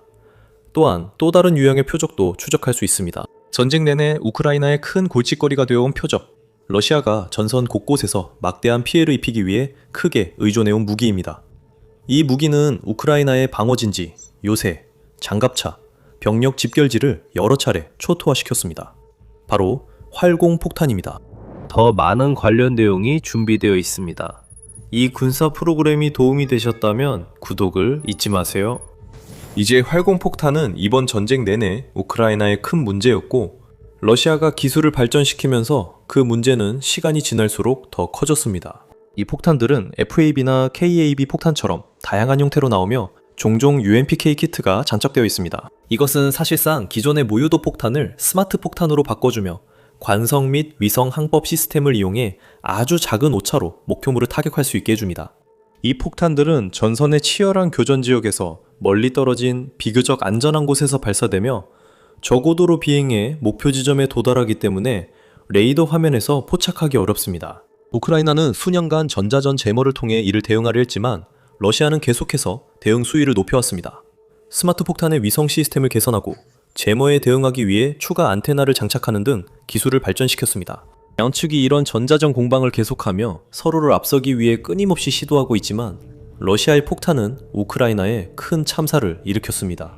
최전선 지역이나 그 너머, 우크라이나의 마을, 도시, 보급 거점까지 활공에 들어가면서 이 폭탄들은 수백 파운드, 심지어 수천 파운드에 이르는 탄두를 실을 수 있어 순식간에 건물 전체를 파괴할 수 있습니다. 그리고 이 폭탄들의 가장 큰 문제는 일단 발사되고 나면 막기가 매우 어렵다는 점입니다. 하지만 우크라이나가 이 폭탄 발사를 처음부터 막을 수 있다면 어떨까요? 우크라이나가 Su-34와 Su-35 전투기 같은 발사 플랫폼을 추적하고 자체 전투기나 지대공 미사일 포대로 압박을 가한다면 러시아 조종사들은 더 이상 그렇게 안전하다고 느끼지 못할 것입니다. 그들은 더 나쁜 위치나 더 먼 거리에서 폭탄을 발사해야 하거나 이상적으로는 아예 발사하지 못하게 될 것입니다. 바로 여기서 사부 340이 등장합니다. 이 조기경보 통제기들은 엄청난 사거리와 하방 탐지 능력을 갖추고 있어서 러시아 폭격기를 거의 300마일 밖에서도 포착할 수 있습니다. 이 항공기는 러시아 폭격기 위치를 우크라이나 전투기와 미사일 플랫폼에 전달해 요격을 지원합니다. 이것이 차원이 다른 상황 인식이지만 완벽하진 않습니다. 앞서 말했듯 우크라이나는 이 항공기를 2대만 보유하고 있습니다. 광범위한 레이더 범위를 가지고 있더라도 2대의 항공기로는 23만 3천 평방마일이 넘는 나라 전체를 지속적이고 완벽하게 감시하기에는 부족합니다. 이 항공기들이 희귀하고 가치 있어 우크라이나는 불필요한 위험에 노출시키길 원치 않을 것입니다. 우크라이나군은 아마도 이 항공기들을 나라의 서쪽 지역에서 주로 운용하며 러시아의 공습 위험을 줄이기 위해 정기적으로 여러 비행장 사이를 이동시키고 있을 것입니다. 이 항공기들에게 심각한 피해를 입히거나 레이더 시스템을 파괴해서 사실상 무용지물로 만드는 데에는 그리 많은 노력이 필요하지 않기 때문입니다. 우크라이나군이 이런 핵심 자산 운용 세부를 공개하지 않아 우리는 확실히 알 수 없습니다. 하지만 논리적으로 보면 그들은 항상 하나를 예비로 두고 미사일이나 드론 공격 시 즉시 가동할 준비를 할 가능성이 높습니다. 두 번째 항공기는 동부 지역에 더 가까운 곳에서 통제된 출격 임무를 수행할 수 있으며 필요할 때 러시아 폭격기를 탐지할 수 있는 범위 내로 접근한 뒤 다시 안전한 거리로 후퇴할 수 있습니다. 어느 쪽이든 제한적으로 운영하더라도 이 항공기들은 변화를 만들어내고 있습니다. 러시아에게 또 다른 문제를 안겨주고 또 다른 위협을 고민하게 만들고 있습니다. 이제 러시아 폭격기 승무원들은 다음 출격을 준비할 때마다 마음 한켠에 작은 의심을 품게 될 것입니다. 우크라이나의 조기경보 통제기가 자신들 머리 위를 날며 모든 움직임을 감시하고 그 정보를 이미 공격 준비 중인 다른 부대에 전달할지 모른다는 두려움입니다. 이것은 중요합니다. 앞으로 러시아 폭격 작전에 영향을 줄 것입니다. 크렘린이 엄청난 양의 전차와 장갑차를 보유하고 있을지 몰라도 이런 종류의 폭탄을 투하할 수 있는 고성능 전투기와 항공기는 그렇게 많지 않습니다. 그리고 각각의 전투기는 수천만 달러의 가치가 있습니다. 이들은 러시아가 잃을 수 없는 고가치 자산이기 때문에 앞으로 지휘관들은 이 전투기들을 더욱 신중하게 다뤄야 할 것입니다. 이는 전투기들을 전선에서 더 멀리 이동시키고 폭탄을 더 일찍 또는 더 낮은 고도에서 투하하도록 명령해야 한다는 뜻입니다. 그 결과 이러한 탄약의 효율성과 정확성이 떨어질 수밖에 없습니다. 그 결과 우크라이나의 전선 전반에 걸친 생존 가능성이 높아질 것입니다. 이것은 키이우 군대에게 큰 승리입니다. 하지만 사브 340과 관련된 또 다른 잠재적인 제약이 하나 더 있는데 그것은 바로 링크 16 문제입니다. 링크 16는 미국과 나토군이 항공기, 선박, 지상 차량 간의 실시간 전투 데이터, 이미지, 심지어 음성까지 교환하는 데 사용하는 중요한 보안성, 고속, 전자전 저항 전술 데이터 링크 네트워크입니다. 이 시스템은 현대 상황 인식 기술의 정수로 모든 부대에 항상 가장 명확하고 상세한 전장 상황을 제공합니다. 조기경보 통제기는 링크 16에서 매우 중요한 역할을 합니다. 이들은 주로 네트워크를 통해 공유되는 데이터를 획득하는 임무를 담당하기 때문입니다. 이상적으로는 우크라이나는 사브 342 주변을 스캔하고 동일한 레이더 영상을 인근 F-16과 미라주 2000 같은 다른 우크라이나 전투기, 심지어 서방 방공 시스템에도 전달하는 구성을 원합니다. 이것이 결정적인 차이를 만들 수 있습니다. 사브 항공기는 위협을 미리 감지할 수 있습니다. 전투기와 방공포대는 그 중요한 정보를 거의 즉시 받아 전체 네트워크가 하나의 통합체계처럼 일사불란하게 대응할 수 있을 것입니다. 단 한 가지 문제가 있습니다. 2024년 보도에 따르면 우크라이나의 F-16 전투기들은 해당 기술이 러시아의 손에 넘어갈 것을 우려해 링크 16 시스템이 제거되었거나 비활성화된 것으로 알려졌습니다. 크렘린군이 우크라이나 전투기를 격추하거나 포획하면 어떻게 될까요? 그 이후로 우크라이나가 링크 16 연결을 사용할 수 있는지에 대해서는 완전히 확인도 부인도 되지 않았습니다. 하지만 여기에는 한 가지 긍정적인 가능성이 있습니다. 2025년 3월 우크라이나의 F-16 전투기 개조와 관련된 보도가 나왔습니다. 그 개조에는 링크 16 시스템의 일부 또는 전체 복원이 포함되었을 수도 있습니다. 만약 그렇다면 이는 우크라이나에게 엄청난 이점이 될 것이며 우크라이나 전투기들이 적에 비해 막대한 우위를 점하고 러시아의 활공폭탄 투하 항공기를 추적하고 요격하는데 거의 비할 데 없는 능력을 제공할 것입니다. 하지만 링크 16이 없어도 사브 340은 공군 전력의 큰 보강이 됩니다. 이 항공기는 전쟁 초기 단계에 비해 우크라이나의 감시 및 탐지 능력을 크게 향상시키며 러시아의 공중 위협을 추적하고 그들을 저지할 수 있는 새로운 기회를 열어줍니다. 그리고 그 이점은 여기서 끝나지 않습니다. 사브 에어리어 레이더 시스템의 이후 버전에는 합성 개구 레이더와 지상 이동 표적 표시 기능이 포함되어 있다고 합니다. 전자는 주변 지형을 자세하게 파악하는 데 도움이 되고 후자는 적군의 병력과 차량 이동을 포착하고 추적하는 데 사용됩니다. 우크라이나가 보유한 사브 340 기체에 이러한 기술이 탑재되어 있다면 러시아 폭격기를 탐지하고 저지하는 데만 좋은 것이 아니라 지상군을 감시하는 데에도 유용합니다. 만약 그렇다면 이 비행기들은 훨씬 더 다양한 용도로 활용될 수 있습니다. 이 비행기들은 방어 작전뿐만 아니라 점령지와 전선 지역에서의 감시 임무, 러시아 돌격대, 전차부대, 장갑차 이동 등 다양한 활동을 추적하는 데에도 사용될 수 있습니다. 또한 스웨덴이 우크라이나에 보내기로 약속한 항공기가 이것만이 아니라는 점도 기억해야 합니다.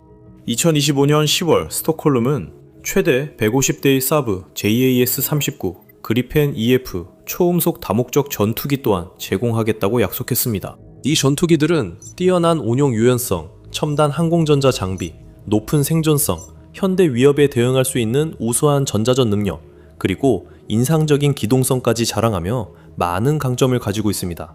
그리펜과 340이 함께라면 강력한 조합을 이루어 우크라이나의 방공 능력을 그 어느 때보다 높일 수 있을 것입니다. 이들은 키이우 방어군이 전선 지역이나 점령지 상공에서 어느 정도의 공중 우위를 확보할 수 있도록 도울 수도 있으며 이는 지상군이 공격을 수행하고 잃어버린 영토를 탈환하는데 훨씬 더 수월하게 만들어줄 것입니다. 지금으로서는 그것들이 가정에 불과하지만 사부 340은 가정이 아니라 이미 현실입니다. 이 비행기들은 우크라이나에서 분명히 사용되고 있으며 하늘을 샅샅이 뒤지고 주변 지역을 탐지하면서 우크라이나군에 꾸준한 정보를 제공하고 우크라이나의 킬체인을 한층 강화하고 있습니다. 지상 기반 레이더 시스템보다 훨씬 멀리 그리고 더 선명하게 볼 수 있는 340은 우크라이나 전투기와 방공부대에 매우 큰 도움이 됩니다.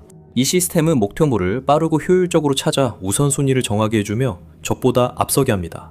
동시에 러시아는 전략을 제고하거나 주요 자산 손실 위험을 감수해야 합니다. 이것은 엄청난 이점이며 앞으로 더 많은 스웨덴 항공기와 다양한 형태의 서방 무기 및 시스템이 추가로 도입됨에 따라 우크라이나는 앞으로 점점 더 강해질 것입니다. 실제로 러시아 관리들조차도 우크라이나가 점점 힘을 얻고 있으며 이 전쟁이 더 이상 크렘린이 원하는 방향으로 흘러가지 않고 있다는 사실을 마지못해 인정하기 시작했습니다. 이에 대한 자세한 내용은 이 영상에서 모두 확인하실 수 있습니다. 또는 이 영상을 통해 2026년 초 몇 달 동안 러시아의 사상률이 어떻게 그리고 왜 급증했는지 알아보세요. 크렘린의 병사들이 전선에 도착한 지 불과 며칠 만에 점점 더 많이 쓰러지고 있습니다. 그리고 마지막으로 더 많은 최신 군사 뉴스와 분석, 전략과 전술, 장비에 대한 해설을 원하신다면 오늘 바로 밀리터리 쇼를 구독해주세요.